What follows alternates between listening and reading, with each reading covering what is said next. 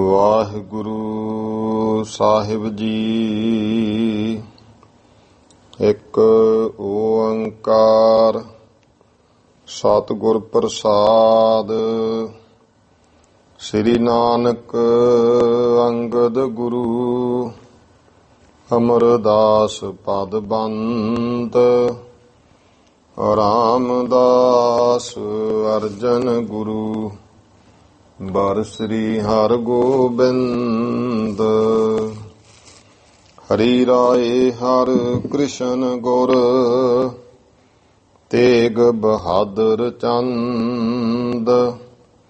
ਦਸਵੇਂ ਗੋਬਿੰਦ ਸਿੰਘ ਗੁਰੂ ਨਮੋ ਚਰਨ ਅਰਬਿੰਦ। ਜਿਸ ਮਹਿ ਅੰਮ੍ਰਿਤ ਗਿਆਨ ਹੈ ਮਾਣਕ ਭਗਤ ਵੈਰਾਗ। ਸ੍ਰੀ ਗੁਰੂ ਗ੍ਰੰਥ ਸਾਹਿਬ ਉद्धਦ ਬੰਦੋਂ ਕਰ ਅਨੁਰਾਗ। ਸ੍ਰੀ ਗੁਰ ਸ਼ਬਦ ਕਮਾਏ ਜਿਨ ਜੀਤੇ ਪੰਚ ਵਿਕਾਰ। ਤਿਨ ਸੰਤਨ ਕੋ ਬੰਦਨਾ ਸਿਰ ਚਰਨਨ ਪਰ ਧਾਰ। ਏਕ ਓੰਕਾਰ ਸਤਿਗੁਰੂ ਤੇ ਪ੍ਰਸਾਦ ਸਚ ਹੋਏ। ਵਾਹਿਗੁਰੂ ਜੀ ਕੀ ਫਤਿਹ। ਬਿਘਨ ਬਿਨਾਸਨ ਸੋਏ। ਵਾਹਿਗੁਰੂ ਜੀ ਕਾ ਖਾਲਸਾ ਵਾਹਿਗੁਰੂ ਜੀ ਕੀ ਫਤਿਹ। ਗੁਰੂ ਗਰੀਬ ਨਵਾਜ ਚਬਰ ਤਖਤ ਦੇ ਮਾਲਕ ਜੁਗੋ ਜੁਗ ਅਟਲ। ਦਸਾਂ ਪਾਤਸ਼ਾਹੀਆਂ ਦੀ ਆਤਮਿਕ ਜੋਤ ਧੰਨ ਧੰਨ ਸ੍ਰੀ ਗੁਰੂ ਗ੍ਰੰਥ ਸਾਹਿਬ ਜੀ ਮਹਾਰਾਜ। ਗੁਰੂ ਸਾਹਿਬ ਜੀ ਦੀ ਕਿਰਪਾ ਰਹਿਮਤ ਹੋਈ ਹੈ ਜੋ ਸਤਿਗੁਰਾਂ ਨੇ ਸ਼ਾਮ ਦੇ ਸਮੇਂ ਦੀਆਂ ਸਤਸੰਗ ਘੜੀਆਂ ਬਖਸ਼ਿਸ਼ ਕੀਤੀਆਂ ਹਨ। ਆਓ ਜੋ ਲੜੀਵਾਰ ਇਤਿਹਾਸ ਦੀ ਕਥਾ ਚੱਲ ਰਹੀ ਹੈ, ਦਸਾਂ ਪਾਤਸ਼ਾਹੀਆਂ ਦਾ ਸੋਹਣਾ ਸੁੰਦਰ ਇਤਿਹਾਸ, ਬਹੁਤ ਹੀ ਸਤਿਕਾਰਯੋਗ ਮਹਾਨ ਵਿਦਵਾਨ ਸ੍ਰੀਮਾਨ ਕਵੀ ਸੰਤ ਰੇਣ ਪ੍ਰੇਮ ਸਿੰਘ ਜੀ ਉਹਨਾਂ ਦੁਆਰਾ ਰਚਿਤ ਸ੍ਰੀ ਗੁਰਪੁਰਬ ਪ੍ਰਕਾਸ਼ ਗ੍ਰੰਥ, ਜਿਸ ਦੀ ਲੜੀ ਤਹਿਤ ਕਥਾ ਆਪਾਂ ਕੁਝ ਸਮੇਂ ਤੋਂ ਆਨੰਦ ਮਾਣ ਰਹੇ ਹਾਂ। ਲੜੀ ਤਹਿਤ ਜੋ ਆਪਾਂ ਇੱਥੇ ਤੱਕ ਕਥਾ ਸਰਵਣ ਕੀਤੀ ਹੈ ਕਿ ਕਿਵੇਂ ਗੁਰੂ ਪਾਤਸ਼ਾਹ ਮਹਾਰਾਜ ਜੀ ਨੇ ਭਾਈ ਤਲੋਕੇ ਦੀ ਪੱਤ ਰੱਖਣੀ ਆਪਣੀ ਗੁਰਸਿੱਖ ਦੀ, ਜਿਹਦੀ ਕਿਰਪਾਨ ਕਾਠ ਦੀ ਸਤਿਗੁਰੂ ਨੇ ਕਿਰਪਾ ਕੀਤੀ। ਜਦੋਂ ਪਰਖ ਹੋਈ ਤੇ ਸਭ ਤੋਂ ਵਧੀਆ ਧਾਰ ਵਾਲੀ ਚਮਕਦੀ ਤਲਵਾਰ ਦਿਸੀ ਹੈ। ਫਿਰ ਭਾਈ ਕਟਾਰੂ ਜੀ, ਜਿਨ੍ਹਾਂ ਨੂੰ ਕੋਈ ਵੱਟਾ ਦੇ ਗਿਆ, ਉਹ 5 ਪੈਸੇ ਤੋਲ ਵਿੱਚ ਘੱਟ ਸੀ। ਅਣਜਾਣ ਹੋਣ ਕਰਕੇ ਉਸਨੇ ਉਸੇ ਤਰ੍ਹਾਂ ਤੋਲੀ ਗਿਆ। ਕਿਸੇ ਨੇ ਚੈੱਕ ਕੀਤਾ ਤੇ ਕੋਤਵਾਲ ਅੱਗੇ ਸ਼ਿਕਾਇਤ ਹੋ ਗਈ। ਜਦੋਂ ਫਿਰ ਫੱਟੇ ਚੈੱਕ ਕਰਨੇ ਸਨ, ਭਾਈ ਕਟਾਰੂ ਜੀ ਨੇ ਗੁਰੂ ਅਰਜਨ ਦੇਵ ਪਾਤਸ਼ਾਹ ਨੂੰ ਯਾਦ ਕੀਤਾ ਵੀ ਮਹਾਰਾਜ, ਮੈਂ ਕੋਈ ਜਾਣ ਬੁੱਝ ਕੇ ਤੇ ਭੁੱਲ ਨਹੀਂ ਕੀਤੀ, ਕੋਈ ਅਣਜਾਣੇ ਹੋਈ, ਕਿਰਪਾ ਕਰਿਓ, ਪੱਤ ਰੱਖਿਓ। ਨਹੀਂ ਤੇ ਕਹਿਣਗੇ ਕਿ ਗੁਰੂ ਕੇ ਸਿੱਖ ਵੇਖੋ ਕੀ ਕਰਦੇ ਆ, ਘੱਟ ਤੋਲ ਤੋਲ ਕੇ ਦਿੰਦੇ ਆ। ਮਹਾਰਾਜ ਨੇ 5 ਪੈਸੇ ਕਿਸੇ ਗੁਰਸਿੱਖ ਨੇ ਨਮਸਕਾਰ ਕੀਤੀ ਤੇ ਕਦੇ ਮਹਾਰਾਜ ਸੱਜੇ ਹੱਥ ਦੀ ਹਥੇਲੀ ਤੇ ਰੱਖਦੇ ਉੱਪਰ ਨੂੰ ਤੋਲਦੇ ਹਨ, ਕਦੇ ਖੱਬੇ ਹੱਥ ਦੀ ਹਥੇਲੀ ਤੇ ਰੱਖ ਕੇ। ਇਧਰ ਭਾਈ ਕਟਾਰੂ ਦੇ ਜਿਹੜੇ ਵੱਟੇ ਨੇ ਉਹ ਪੂਰੇ ਹੋ ਗਏ ਤੇ ਜਿਹੜਾ ਚੁਗਲ ਸੀ ਉਹਨੂੰ ਸਜ਼ਾ ਮਿਲੀ। ਫਿਰ ਆਪਾਂ ਜੋ ਅੱਗੇ 35ਵੇਂ ਘਰ ਦਾ ਇੰਨਾ ਕੁ ਪ੍ਰਸੰਗ ਸਰਵਣ ਕੀਤਾ ਹੈ ਕਿ ਕਸ਼ਮੀਰ ਦੇ ਵਿੱਚ ਜੋ ਸਿੱਖੀ ਦਾ ਪ੍ਰਚਾਰ ਕਰਨ ਵਾਲੇ ਮਹਾਨ ਸੰਤ ਮਾਧੋ ਦਾਸ ਜੀ ਜਿਨ੍ਹਾਂ ਦੀ ਪ੍ਰੇਰਨਾ ਦੇ ਨਾਲ ਇੱਕ ਲੜਕਾ ਇਹਨਾਂ ਦਾ ਜੋ ਬਹੁਤ ਹੀ ਪ੍ਰੇਮੀ ਬਣਿਆ, ਹਰੀਦਾਸ ਨਾਮ ਹੈ, ਮਾਧੋ ਦਾਸ ਨੇ ਉਸ ਨੂੰ ਗੁਰੂ ਚਰਨਾਂ ਨਾਲ ਜੋੜਿਆ ਤੇ ਉਸ ਦੇ ਵੀ ਉੱਤੇ ਚੋਰੀ ਦਾ ਦੋਸ਼ ਲੱਗਿਆ, ਸੂਲੀ ਤੇ ਚਾੜਨ ਦਾ ਹੁਕਮ ਦਿੱਤਾ। ਮਾਧੋ ਦਾਸ ਨੇ ਬੇਨਤੀ ਕੀਤੀ ਹੈ, ਗੁਰੂ ਅਰਜਨ ਦੇਵ ਪਾਤਸ਼ਾਹ ਜੀ ਕਿਰਪਾ ਕਰੋ, ਇਹ ਨਿਰਦੋਸ਼ ਹੈ, ਦੀ ਪੱਤ ਰੱਖੋ। ਉਹ ਸੂਲੀ ਹਰੀ ਭਰੀ ਹੋ ਗਈ। ਤਾਂ ਫਿਰ ਰਾਜੇ ਸਮੇਤ ਸਾਰਿਆਂ ਨੇ ਸੰਤ ਮਾਧੋ ਦਾਸ ਜੀ ਦੇ ਚਰਨ ਫੜੇ। ਸਭ ਫਿਰ ਗੁਰੂ ਅਰਜਨ ਦੇਵ ਮਹਾਰਾਜ ਦੇ ਚਰਨਾਂ 'ਚ ਪਹੁੰਚੇ, ਜਿੱਥੇ ਸਤਿਗੁਰਾਂ ਨੇ ਬਚਨ ਕਹੇ, ਮੇਰੇ ਮਾਧੋ ਜੀ ਸਤ ਸੰਗਤ ਮਿਲੇ ਸੋ ਤਰਿਆ, ਗੁਰ ਪ੍ਰਸਾਦ ਪਰਮ ਪਦ ਪਾਇਆ, ਸੂਕੇ ਕਾਸ਼ਟ ਹਰਿਆ। ਇਹ ਸੰਤ ਮਾਧੋ ਦਾਸ ਨੇ ਸਾਰਾ ਪ੍ਰਸੰਗ ਸੰਗਤ ਵਿੱਚ ਦੱਸਿਆ ਤੇ ਸੰਗਤਾਂ ਦੇ ਅੰਦਰ ਹੋਰ ਬੇਅੰਤ ਪ੍ਰੇਮ ਵਧਿਆ ਹੈ। ਆਓ ਅੱਗੇ ਇਤਿਹਾਸ ਕਥਾ ਪ੍ਰੇਮ ਤੇ ਸਤਿਕਾਰ ਦੇ ਨਾਲ ਸਰਵਣ ਕਰੀਏ ਜੀ। ਸਤਨਾਮ ਸ੍ਰੀ ਵਾਹਿਗੁਰੂ ਸਾਹਿਬ ਜੀ। ਦੋਹਰਾ ਪੁਰੀਆ ਚੂਹੜ ਚੌਧਰੀ, ਹੋਤੇ ਗ੍ਰਾਮ ਕੇ ਦੋਏ। ਭਾਈ ਪੁਰੀਆ ਤੇ ਭਾਈ ਚੂਹੜ ਇਹ ਆਪਣੇ ਨਗਰ ਦੇ ਚੌਧਰੀ ਸਨ ਦੋਵੇਂ। ਸ੍ਰੀ ਅਰਜਨ ਕੋ ਜਸ ਸੁਨਾ, ਕਾਂਖੀ ਗਤ ਕੇ ਹੋਏ। ਤੇ ਦੋਵੇਂ ਭਰਾ ਗੁਰੂ ਅਰਜਨ ਦੇਵ ਜੀ ਪਾਤਸ਼ਾਹ ਦਾ ਇਹਨਾਂ ਨੇ ਜਸ ਸੁਣਿਆ ਤਾਂ ਕਾਂਖੀ ਗਤ ਕੇ ਹੋਏ। ਕਾਂਖੀ ਕਾਂਖਸ਼ਾ ਮੁਕਤੀ ਦੇ, ਕਲਿਆਣਤਾ ਦੇ ਇੱਛਾਵਾਨ ਹੋਏ ਹਨ। ਚੌਪਈ ਸ਼ਰਧਾ ਧਰ ਆਏ ਗੁਰਦੁਆਰੇ। ਇਹ ਸ਼ਰਧਾ ਧਾਰ ਕੇ ਗੁਰੂ ਸਾਹਿਬ ਦੇ ਦਰ ਤੇ ਪਹੁੰਚੇ। ਕਰ ਜੋੜੇ ਸ਼ੁਭ ਦਰਸ ਨਿਹਾਰੇ। ਹੱਥ ਜੋੜੇ ਹਨ ਤੇ ਪਵਿੱਤਰ ਦਰਸ਼ਨ ਕੀਤੇ ਸਤਿਗੁਰੂ ਜੀ ਦੇ। ਪਦ ਅਰਬਿੰਦ ਬੰਦਨਾ ਕਰੀ। ਮਹਾਰਾਜ ਦੇ ਚਰਨਾਂ ਕਮਲਾਂ ਤੇ ਬੰਦਨਾ ਕੀਤੀ। ਜਥਾ ਸ਼ਕਤ ਭੇਟਾ ਢਿਗ ਧਰੀ। ਜੋ ਜਥਾ ਸ਼ਕਤ ਭੇਟਾ ਹੈ ਉਹ ਸਤਿਗੁਰਾਂ ਅੱਗੇ ਧਰੀ ਹੈ। ਬੈਠੇ ਆਗਿਆ ਪਾਏ ਅਗਾਰੀ। ਮਹਾਰਾਜ ਨੇ ਹੁਕਮ ਕੀਤਾ ਵੀ ਬੈਠ ਜਾਓ, ਆਗਿਆ ਪਾ ਕੇ ਸਾਹਮਣੇ ਬਹਿ ਗਏ।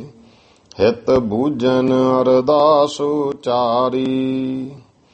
ਤਾਂ ਆਪਣੇ ਭਲੇ ਵਾਸਤੇ ਫਿਰ ਜਦੋਂ ਸਤਿਗੁਰਾਂ ਪੁੱਛਿਆ ਕਿਵੇਂ ਆਏ ਹੋ, ਇਹਨਾਂ ਬੇਨਤੀ ਕੀਤੀ ਹੈ।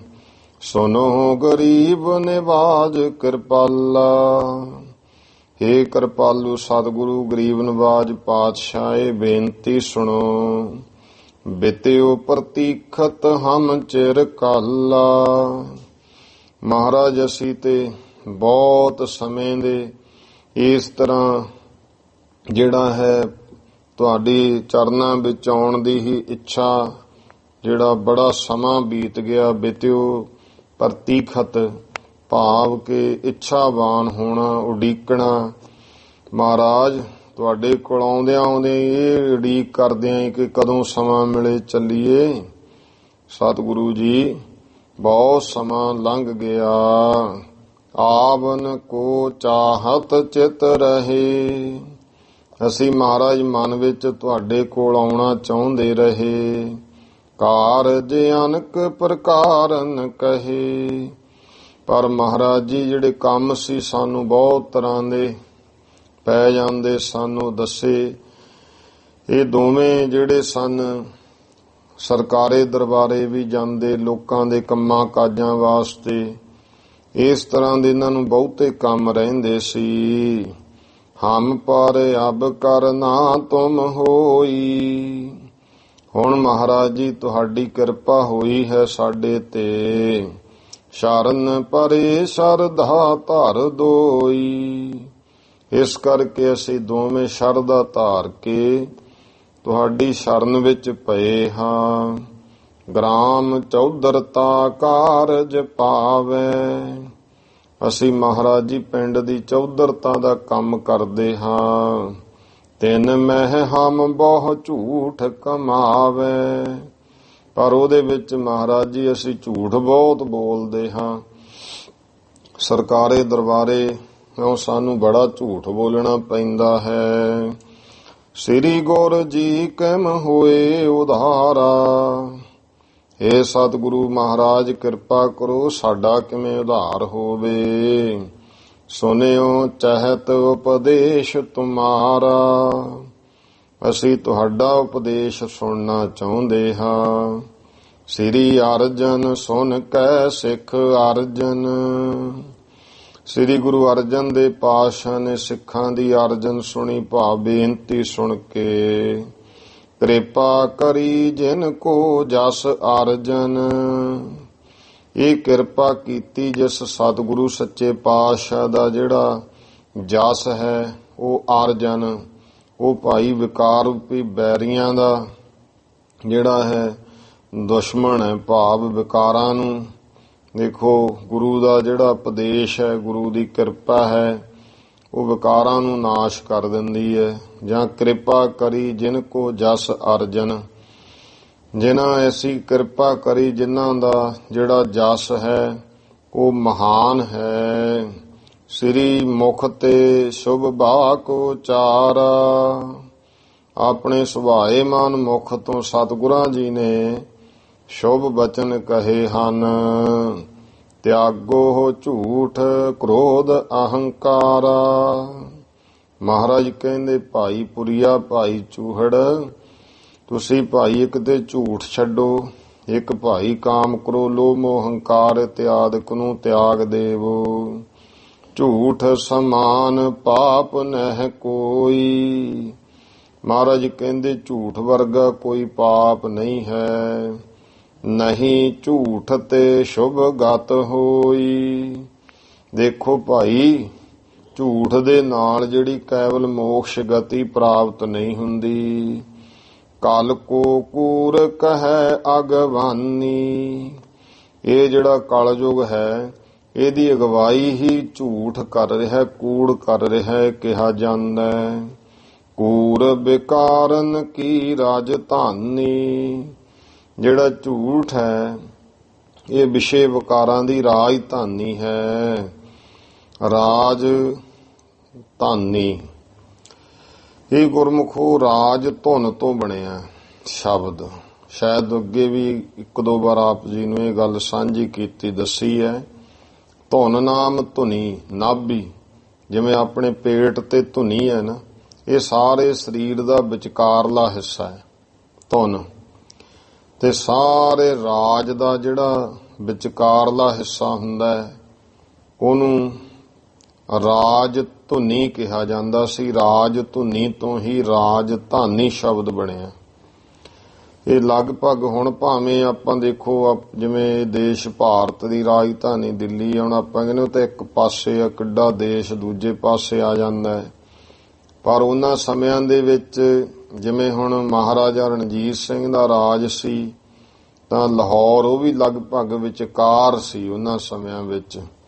ਤੇ ਪੁਰਾਣਾ ਜਿਹੜਾ ਭਾਰਤੀ ਹਿੱਸਾ ਬਹੁਤ, ਜੇ ਇਹਨੂੰ, ਕਿਉਂਕਿ ਭਾਰਤ ਕੋਈ ਇੱਕ ਦੇਸ਼ ਨਹੀਂ, ਇਹ ਕਈ ਦੇਸ਼ਾਂ ਦਾ ਸਮੂਹ ਹੈ, ਤਾਂ ਇਹ ਵੀ ਲਗਭਗ ਵਿਚਾਲੇ ਹੀ ਆਉਂਦਾ ਸੀ। ਇਹ ਜਿੰਨਾ ਏਰੀਆ ਹੈ, ਹਸਤਿਨਾਪੁਰ ਕਹਿ ਲਓ, ਜਦੋਂ ਪਾਂਡਵ ਕੌਰਵ ਹੁੰਦੇ ਸਨ। ਤੋ ਇਸ ਕਰਕੇ ਰਾਜ ਦਾ ਜਿਹੜਾ ਵਿਚਕਾਰਲਾ, ਜਿਵੇਂ ਚੰਡੀਗੜ੍ਹ ਹੈ, ਇਹ ਵੀ ਹੁਣ ਆਪਾਂ ਵੇਖਦੇ ਹਾਂ ਵਿਚਾਲੇ ਹੀ ਸੀ। ਇਉਂ ਸਾਰਾ ਆਲਾ ਦਾਲਾ ਇੱਕ ਪਾਸੇ ਹਿਮਾਚਲ, ਹਰਿਆਣਾ, ਪੰਜਾਬ ਦਾ ਇਲਾਕਾ ਜਿੰਨਾ, ਫਿਰ ਉਹ ਹੌਲੀ ਹੌਲੀ ਇਹਦੀ ਵੀ ਵੰਡ ਹੋ ਗਈ। ਤੋ ਰਾਜਧਾਨੀ, ਰਾਜ ਧੁਨੀ ਤੋਂ ਜਿਹੜਾ ਸ਼ਬਦ ਬਣਦਾ ਇਹਦਾ ਬਦਲ ਕੇ ਹੀ ਰਾਜਧਾਨੀ ਬਣਿਆ। ਮਹਾਰਾਜ ਕਹਿੰਦੇ ਭਾਈ ਗੁਰ ਸਿੱਖੋ, ਜਿਹੜਾ ਭਾਈ ਇਹ ਝੂਠ ਹੈ ਨਾ, ਇਹ ਤਾਂ ਵਿਕਾਰਾਂ ਦੀ ਰਾਜਧਾਨੀ ਹੈ। ਭਾਵ ਇਹ ਤਾਂ ਜਿੱਥੇ ਜਦੋਂ ਝੂਠ ਬੋਲਣ ਲੱਗ ਗਿਆ, ਇਹਦੇ ਨਾਲ ਬਾਕੀ ਵਿਕਾਰ ਵੀ ਸਾਰੇ ਆ ਜਾਂਦੇ। ਜਿੱਥੇ ਝੂਠ ਹੈ ਉੱਥੇ ਜਾਣੋ ਸਾਰੇ ਹੀ ਵਿਕਾਰ ਹਨ। ਜੋ ਕਰ ਨੇਮ ਕੂਰ ਨਹਿ ਕਹੈ, ਜਿਹੜਾ ਭਾਈ ਗੁਰਸਿੱਖੋ, ਭਾਈ ਪੁਰੀਆ, ਭਾਈ ਚੂਹੜ ਨੇਮ ਕਰਕੇ ਝੂਠ ਨਹੀਂ ਬੋਲਦਾ। ਤਿਨ ਕੋ ਮੁਕਤ ਸੁਗਮ ਹੀ ਅਹੈ, ਉਹਦੀ ਤਾਂ ਜਿਹੜੀ ਮੁਕਤੀ ਹੈ ਉਹ ਸੁਗਮ ਸੌਖਿਆਂ ਹੀ ਇਹ ਪ੍ਰਾਪਤ ਹੋ ਜਾਂਦੀ ਹੈ। ਭੂਲ ਨ ਕੂਰ ਭਲੇ ਗੁਰ ਸਿੱਖ, ਜਿਹੜੇ ਗੁਰਸਿੱਖ ਨੇ ਉਹਨਾਂ ਨੂੰ ਭਾਈ ਝੂਠ ਬਿਲਕੁਲ ਵੀ ਨਹੀਂ ਭਾਉਂਦਾ। ਭੁੱਲ ਕੇ ਵੀ ਸਿੱਖ ਨੇ ਝੂਠ ਨਹੀਂ ਬੋਲਣਾ। ਕਸ਼ਟ ਸਹਿ ਨਹਿ ਭਵੈ ਭਵਿੱਖ, ਇਸ ਕਰਕੇ ਜਿਹੜਾ ਕੋਈ ਝੂਠ ਬੋਲਦਾ ਹੈ ਕਸ਼ਟ ਸਹਿ, ਉਹ ਜੀਵਨਾਤਮਕ ਤੌਰ ਤੇ ਕਸ਼ਟ ਸਹਿੰਦਾ। ਨਹਿ ਭਵੈ ਭਵਿੱਖ, ਭਵਿੱਖ ਦੇ ਵਿੱਚ ਉਹ ਤਰਦਾ ਨਹੀਂ। ਦੂਜਾ ਅਰਥ ਹੈ ਕਸ਼ਟ ਸਹਿ ਨਹਿ ਭਵੈ ਭਵਿੱਖ, ਜਿਹੜਾ ਗੁਰਸਿੱਖ ਹੈ ਭੁੱਲ ਕੇ ਵੀ ਝੂਠ ਨਾ ਬੋਲੇ ਤਾਂ ਉਹ ਭਾਈ ਆਉਣ ਵਾਲੇ ਸਮੇਂ ਵਿੱਚ ਇਸ ਲੋਕ ਵਿੱਚ ਵੀ ਦੁੱਖ ਨਹੀਂ ਸਹੇਗਾ। ਗੁਰ ਤੇ ਸੁਨ ਪੁਰੀਆ ਪੁਨ ਭਨੈ, ਗੁਰੂ ਮਹਾਰਾਜ ਤੋਂ ਜਦੋਂ ਇਹ ਉਪਦੇਸ਼ ਸੁਣਿਆ ਭਾਈ ਪੁਰੀਆ ਜੀ ਫਿਰ ਕਹਿਣ ਲੱਗੇ, ਕੂਰ ਬਿਨਾ ਨਹਿ ਚੌਧਰ ਬਨੈ।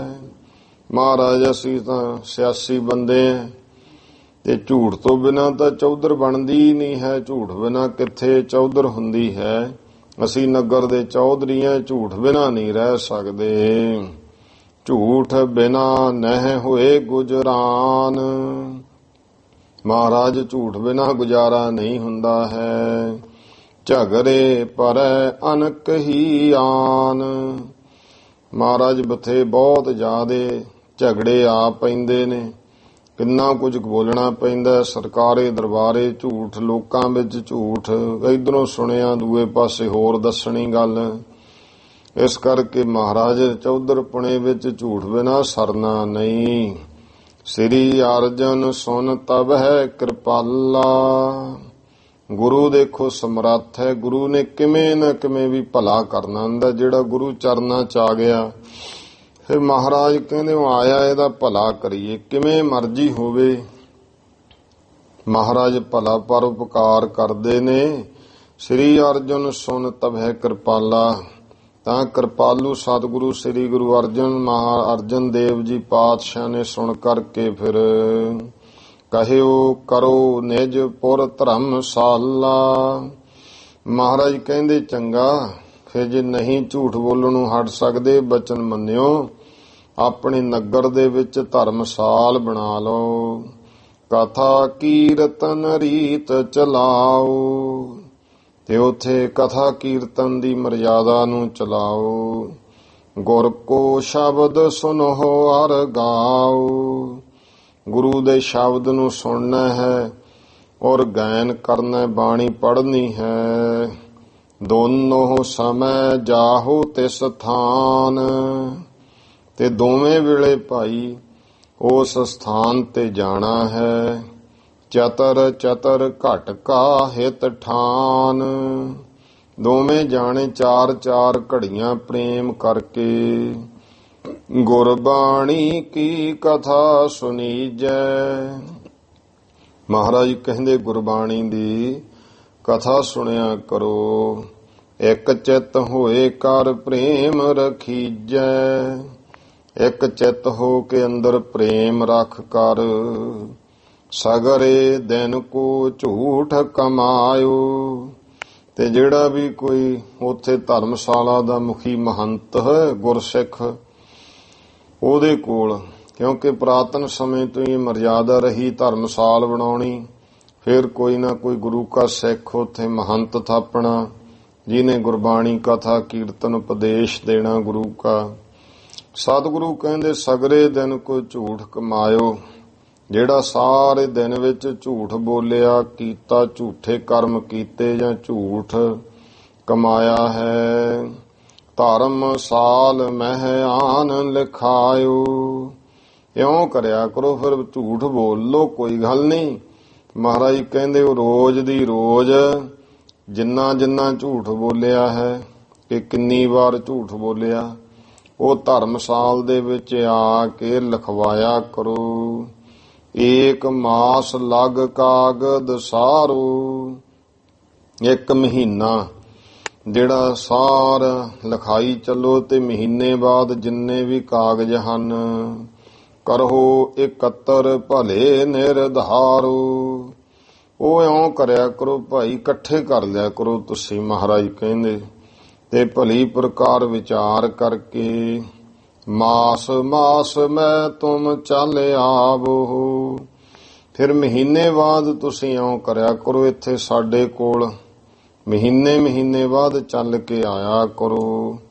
ਸੋ ਕਾਗਦ ਆਪਣੇ ਸੰਗ ਲਿਆਵੋ। ਤੇ ਜਿੰਨਾ ਰੋਜ਼ ਝੂਠ ਲਿਖਾਈ ਜਾਣਾ, ਕਿੰਨੇ ਵਾਰੀ ਬੋਲਿਆ, ਇੱਕ ਮਹੀਨਾ ਲਿਖਾਉਣਾ, ਉਹ ਕਾਗਜ਼ ਲੈ ਕੇ ਮਹਾਰਾਜ ਕਹਿੰਦੇ ਸਾਡੇ ਕੋਲੇ ਆ ਜਾਇਆ ਕਰੋ। ਇਹ ਤਾਰਨ ਦਾ ਹੀ ਹੁੰਦਾ ਨਾ ਉਪਦੇਸ਼। ਜਿਵੇਂ ਕੁਝ ਗੁਰਮੁਖਾਂ ਨੇ ਇਸ ਤਰ੍ਹਾਂ ਦੀਆਂ ਰੀਤੀਆਂ ਬਣਾਈਆਂ ਵੀ ਭਾਈ ਇਉਂ ਕਰਿਆ ਕਰੋ, ਮਹੀਨੇ ਬਾਅਦ ਪਾਠ ਲਿਖ ਕੇ ਲਿਆਇਆ ਕਰੋ ਕਿੰਨੇ ਕੀਤੇ, ਆਪਾਂ ਅਰਦਾਸ ਕਰਾਂਗੇ। ਉਹ ਹੁਣ ਪਾਠ ਨਾ ਭਲਾ ਤਾਂ ਚਾਹੇ ਤੁਸੀਂ ਅਰਦਾਸ ਕਰ ਲਓ, ਉਹ ਤਾਂ ਇੱਕ ਬਹਾਨਾ ਹੈ ਵੀ ਚਲੋ ਇਹ ਗਿਣਤੀ ਵਿੱਚ ਵੀ ਫਿਰ ਇਹ ਲਿਖਣ ਤਾਂ ਲੱਗਣਗੇ ਨਾ, ਜਿੰਨਾ ਕੀਤਾ ਇਹ ਐਕਤੀ ਮੈਂ ਇੰਨੇ ਪਾਠ ਕਰ ਲਏ, ਅਗਲੇ ਮਹੀਨੇ ਮੈਂ 2 ਪਾਠ ਹੋਰ 4 ਵੱਧ ਕਰਨੇ ਆ। ਇਸ ਤਰ੍ਹਾਂ ਮਹਾਰਾਜ ਕਹਿੰਦੇ ਤੁਸੀਂ ਝੂਠ ਬੋਲਦੇ ਹੋ, ਜਿੰਨਾ ਦਿਹਾੜੀ ਵਿੱਚ ਜਿੰਨੀ ਵਾਰੀ ਝੂਠ ਬੋਲਿਆ ਲਿਖੀ ਜਾਇਓ, ਤੇ ਫਿਰ ਮਹੀਨੇ ਬਾਅਦ ਉਹ ਸਾਰੇ ਇਕੱਠਾ ਕਰਕੇ ਜੋੜ ਲਾ ਕੇ ਸਾਡੇ ਕੋਲ ਲਿਆਉਣਾ। ਮਹੀਨੇ ਬਾਅਦ ਤੁਸੀਂ ਚੱਲ ਕੇ ਆਇਆ ਕਰੋ। ਸੋ ਕਾਗਜ਼ ਆਪਣੇ ਸੰਗ ਲਿਆਵੋ। ਉਹ ਕਾਗਜ਼ ਆਪਣੇ ਨਾਲ ਲਿਆਉਣੇ ਹਨ। ਝੂਠ ਮਹੀਨੇ ਬੋਲੋ ਜੇਤੇ। ਤੇ ਇੱਥੇ ਆ ਕੇ ਮਹੀਨੇ ਦੇ ਵਿੱਚ ਕਿੰਨਾ ਝੂਠ ਬੋਲਿਆ ਕਿਹਨੇ, ਉਹ ਜਿੰਨਾ ਵੀ ਹੈ।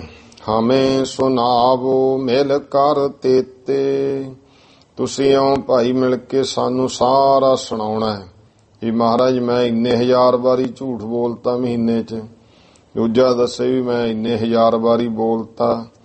ਸਤਿਗੁਰੂ ਕਹਿੰਦੇ ਇਉਂ ਆ ਕੇ ਸਾਡੇ ਸਾਹਮਣੇ ਸਾਨੂੰ ਸਾਰਾ ਦੱਸਿਆ ਕਰੋ। ਕਰੋ ਪੁੰਨ ਸੋ ਭੀ ਲਿਖ ਕਰਕੇ। ਹਾਂ, ਜਿਹੜਾ ਕੋਈ ਪੁੰਨ ਕਰੋ ਉਹ ਵੀ ਭਾਈ ਤੁਸੀਂ ਰੋਜ਼ ਦੀ ਰੋਜ਼ ਲਿਖੀ ਜਾਣਾ ਹੈ, ਉਹ ਵੀ ਸਾਰੇ ਲਿਖ ਕਰਕੇ। ਆਨ ਸੁਣਾਵੋ ਸਕਲ ਉਚਰ ਕੇ। ਉਹ ਵੀ ਆ ਕੇ ਸਾਨੂੰ ਇੱਥੇ ਬੋਲ ਕੇ ਸੁਣਾਉਣਾ ਕਿ ਇੰਨੇ ਝੂਠ ਬੋਲੇ, ਇੰਨਾ ਪੁੰਨ ਕੀਤਾ। ਸੁਣ ਉਪਦੇਸ਼ ਨਮੋ ਕਰ ਗੁਰ ਕੋ। ਇਹਨਾਂ ਭਾਈ ਪੁਰੀਆ ਤੇ ਭਾਈ ਚੂਹੜ ਜੀ ਨੇ ਉਪਦੇਸ਼ ਸੁਣਿਆ ਸਤਿਗੁਰੂ ਜੀ ਨੂੰ। ਫਿਰ ਨਮਸਕਾਰ ਕਰਕੇ ਇਤਕ ਦਿਵਸ ਮਹਿ ਗਮਨੇ ਪੁਰ ਕੋ। ਕੁਝ ਕੁ ਦਿਨਾਂ ਦੇ ਵਿੱਚ ਫਿਰ ਇਹ ਆਪਣੇ ਨਗਰ ਨੂੰ ਚਲੇ ਗਏ ਹਨ। ਜਿਮ ਗੁਰ ਕਹਿਓ ਰਚੀ ਧਰਮਸ਼ਾਲਾ। ਜਿਵੇਂ ਸਤਿਗੁਰੂ ਨੇ ਕਿਹਾ ਉਸੇ ਤਰ੍ਹਾਂ ਇਹਨਾਂ ਨੇ ਧਰਮਸਾਲ ਨਗਰ ਦੇ ਵਿੱਚ ਬਣਾ ਦਿੱਤੀ। ਕਥਾ ਕੀਰਤਨ ਹੋਏ ਜੁਗ ਕਾਲਾ। ਜੁਗ ਨਾਮ 2 ਦਾ ਹੈ, ਦੋਵੇਂ ਵੇਲੇ ਕਥਾ ਕੀਰਤਨ ਹੁੰਦਾ ਹੈ। ਕਹਿਓ ਝੂਠ ਸੋ ਕਰੈ ਲਿਖਾਵਨ। ਹੁਣ ਜਦੋਂ ਜਿੰਨਾ ਝੂਠ ਬੋਲਦੇ ਆ ਸ਼ਾਮ ਨੂੰ ਸਾਰਾ ਆ ਕੇ ਉੱਥੇ ਲਿਖਾਉਂਦੇ ਹਨ। ਸਤ ਸੰਗਤ ਮਹਿ ਹੋਏ ਸ਼ਰਮਾਵਨ। ਜਦੋਂ ਲਿਖਾਉਂਦੇ ਨੇ ਸਤਸੰਗ ਦੇ ਵਿੱਚ ਫਿਰ ਸ਼ਰਮ ਆਉਂਦੀ ਹੈ। ਪੁਨ ਜਬ ਕੂਰ ਬੋਲਵੇ ਲਾਗੇ। ਇਸ ਤਰ੍ਹਾਂ ਫਿਰ ਜਦੋਂ ਝੂਠ ਬੋਲਣ ਲੱਗਦੇ ਹਨ, ਹਿਰਦੇ ਵਿਚਾਰੈ ਕਿਆ ਕਹਿ ਆਗੇ। ਫਿਰ ਮਨ ਵਿੱਚ ਵਿਚਾਰਦੇ ਨੇ ਵੀ ਸ਼ਾਮ ਨੂੰ ਲਿਖਾਵਾਂਗੇ ਕਿਵੇਂ ਜਾ ਕੇ ਇੰਨੀ ਵਾਰ ਝੂਠ ਬੋਲਿਆ। ਕਬ ਹਟ ਜਾਏ ਕਬੈ ਕਹਿ ਕੂਰ। ਕਦੇ ਤਾਂ ਫਿਰ ਇਹ ਹਟ ਜਾਂਦੇ ਨੇ, ਹੁਣ ਨਹੀਂ ਬੋਲਣਾ ਨਹੀਂ ਝੂਠ, ਫਿਰ ਕਦੇ ਕਦੇ ਵਿੱਚ ਹੀ ਕਦੇ ਝੂਠ ਬੋਲ ਦਿੰਦੇ ਹਨ। ਪੁਨ ਚੱਲ ਆਵਹਿ ਗੁਰੂ ਹਜੂਰ। ਇਉਂ ਮਹੀਨੇ ਬਾਅਦ ਆਉਂਦੇ ਨੇ ਤੇ ਗੁਰੂ ਸਾਹਿਬ ਦੀ ਹਜ਼ੂਰੀ ਵਿੱਚ ਚੱਲ ਕੇ ਲੱਗਹਿ ਸੁਨਾਵਨ ਲੱਜਤ ਹੋਏ। ਜਦੋਂ ਫਿਰ ਮਹਾਰਾਜ ਨੂੰ ਦੱਸਦੇ ਹਰ ਮਹੀਨੇ ਆ ਕੇ ਵੀ ਮਹਾਰਾਜ ਇੰਨੇ ਵਾਰੀ ਝੂਠ ਬੋਲਤਾ, ਇੰਨੇ ਪੁੰਨ ਕੀਤੇ ਹਨ, ਉਹ ਸੁਣਾਉਂਦੇ ਆ ਤਾਂ ਸ਼ਰਮ ਹੁੰਦੀ ਹੈ, ਲੱਜਤ ਹੁੰਦੇ ਹਨ। ਤਉ ਹੁਕਮ ਬਸ ਗੁਰ ਕੇ ਹੋਏ। ਫਿਰ ਵੀ ਭਾਈ ਗੁਰੂ ਦੇ ਹੁਕਮ ਵਿੱਚ ਹੋ ਕਰਕੇ ਸਭ ਕਾਗਦ ਕੋ ਦੇਹ ਸੁਨਾਏ। ਉਹ ਸਾਰਾ ਕਾਗਜ਼ ਤੇ ਲਿਖਿਆ ਸੁਣਾ ਦਿੰਦੇ ਨੇ। ਪਿੱਛੇ ਰਹਿ ਅਦਕ ਪਛਤਾਏ। ਤੇ ਫਿਰ ਨਾਲ ਬਾਅਦ ਵਿੱਚ ਬਹੁਤ ਜ਼ਿਆਦਾ ਪਛਤਾਉਂਦੇ ਵੀ ਹੈ, ਇੰਨਾ ਝੂਠ ਬੋਲਿਆ ਆਪਾਂ ਕਾਹਦੇ ਸਿੱਖ ਹੈ। ਮਹਾਰਾਜ ਕੋਲੇ ਵੀ ਆਉਨੇ ਆ, ਪੁੰਨ ਆਪਣੇ ਥੋੜੇ, ਝੂਠ ਤਾਂ ਆਪਾਂ ਹਜ਼ਾਰਾਂ ਵਾਰੀ ਬੋਲਤਾ ਮਹੀਨੇ ਵਿੱਚ। ਬਹੁਤ ਪਛਤਾਉਂਦੇ ਹਨ। ਖਸਟ ਮਹੀਨੇ ਬੀਤੇ ਜਾਬੈ। ਇਸ ਤਰ੍ਹਾਂ ਲੱਜਾ ਸ਼ਰਮ ਮੰਨਦਿਆਂ ਹੌਲੀ ਹੌਲੀ ਝੂਠ ਘਟਦਾ ਗਿਆ ਤੇ ਪੁੰਨ ਕਰਮ ਵੱਧਦੇ ਗਏ। 6 ਮਹੀਨੇ ਜਦੋਂ ਇਹਨਾਂ ਨੂੰ ਬੀਤ ਗਏ, ਤਿਆਗਿਓ ਗਇਓ ਝੂਠ ਤਬ ਸਭੈ। 6 ਮਹੀਨੇ ਵਿੱਚ ਸਾਰਾ ਝੂਠ ਇਹਨਾਂ ਦਾ ਤਿਆਗ ਦਿੱਤਾ। ਭਾਵ ਮੁੜ ਕੇ ਇਹੋ ਜੀ ਲੱਜਾ ਹੋਣ ਲੱਗੀ ਕਿ ਨਹੀਂ, ਹੁਣ ਨਹੀਂ, ਅੱਗੇ ਤੋਂ ਨਹੀਂ ਇੰਨਾ ਝੂਠ ਬੋਲਣਾ। ਰੋਜ਼ ਦੀ ਰੋਜ਼ ਝੂਠ ਘਟਦਾ ਗਿਆ, ਪੁੰਨ ਵੱਧਦੇ ਗਏ। 6 ਮਹੀਨੇ ਵਿੱਚ ਸਾਰਾ ਝੂਠ ਤਿਆਗਿਆ ਗਿਆ। ਇੱਕ ਤੋਂ ਨਾਰਨ ਵਿਖੈ ਵਡਿਆਈ। ਜਦੋਂ ਫਿਰ ਝੂਠ ਘਟਦਾ ਗਿਆ, ਤਿਆਗਿਆ ਗਿਆ, ਲੋਕਾਂ ਵਿੱਚ ਵੀ ਮਹਿਮਾ ਹੁੰਦੀ ਵੀ ਬਹੁਤ ਬਈ ਕਿਰਪਾ ਤੁਹਾਡੇ ਤੇ, ਹੁਣ ਤੇ ਤੁਸੀਂ ਕੱਲ ਨਾਲੋਂ ਅੱਜ ਘੱਟ ਝੂਠ ਬੋਲੇ ਆ। ਦੂਏ ਦਿਨ ਤੀਏ ਦਿਨ ਜਾਣਾ, ਫਿਰ ਲੋਕਾਂ ਕਹਿਣਾ ਵੀ ਕੱਲ ਨੂੰ ਤਾਂ ਫਰਕ ਹੈ ਕੁਛ। ਇਸ ਤਰ੍ਹਾਂ ਇੱਕ ਤਾਂ ਲੋਕਾਂ ਦੇ ਵਿੱਚ ਵਡਿਆਈ ਹੋਈ। ਸਭਾ ਮਝਾਰ ਗੁਰੂ ਅਗਵਾਈ। ਤੇ ਸਭਾ ਦੇ ਵਿੱਚ ਗੁਰੂ ਸਾਹਿਬ ਦੇ ਅੱਗੇ ਵੀ ਸ਼ੋਭਾ ਮਿਲਦੀ ਹੈ। ਲਾਜਤ ਹੋਏ ਬਸੂਰਨ ਫੇਰ। ਇਸ ਤਰ੍ਹਾਂ ਜਦੋਂ ਸੁਣਾਉਂਦੇ ਸੀ ਲਾਜਤ ਹੁੰਦੇ ਤੇ ਫਿਰ ਝੂਰਦੇ ਹਨ। ਜਾਂ ਤੇ ਤਿਆਗ ਦੀਨ ਇੱਕ ਬੇਰ। ਇਸ ਕਰਕੇ ਫਿਰ ਇਹਨਾਂ ਨੇ ਇੱਕੋ ਵਾਰੀ ਸਾਰਾ ਝੂਠ ਛੱਡ ਦਿੱਤਾ। ਭਲੇ ਕਰਮ ਕਰ ਬੇ ਰੁਚ ਜਾਗੀ। ਸ਼ੁਭ ਭਲੇ ਕਰਮ ਕਰਨ ਦੀ ਅੰਦਰ ਰੁਚੀ ਜਾਗ ਪਈ। ਗੁਰ ਉਪਦੇਸ਼ ਨਾਮ ਲਿਵ ਲਾਗੀ। ਤੇ ਗੁਰੂ ਦੇ ਉਪਦੇਸ਼ ਨਾਲ, ਨਾਮ ਦੇ ਨਾਲ ਬਿਰਤੀ ਲੈਵ ਇਹਨਾਂ ਦੋਹਾਂ ਗੁਰਸਿੱਖਾਂ ਦੀ ਲੱਗ ਗਈ। ਨੀਕੇ ਪੰਥ ਪਰੇ ਬੁੱਧ ਆਈ।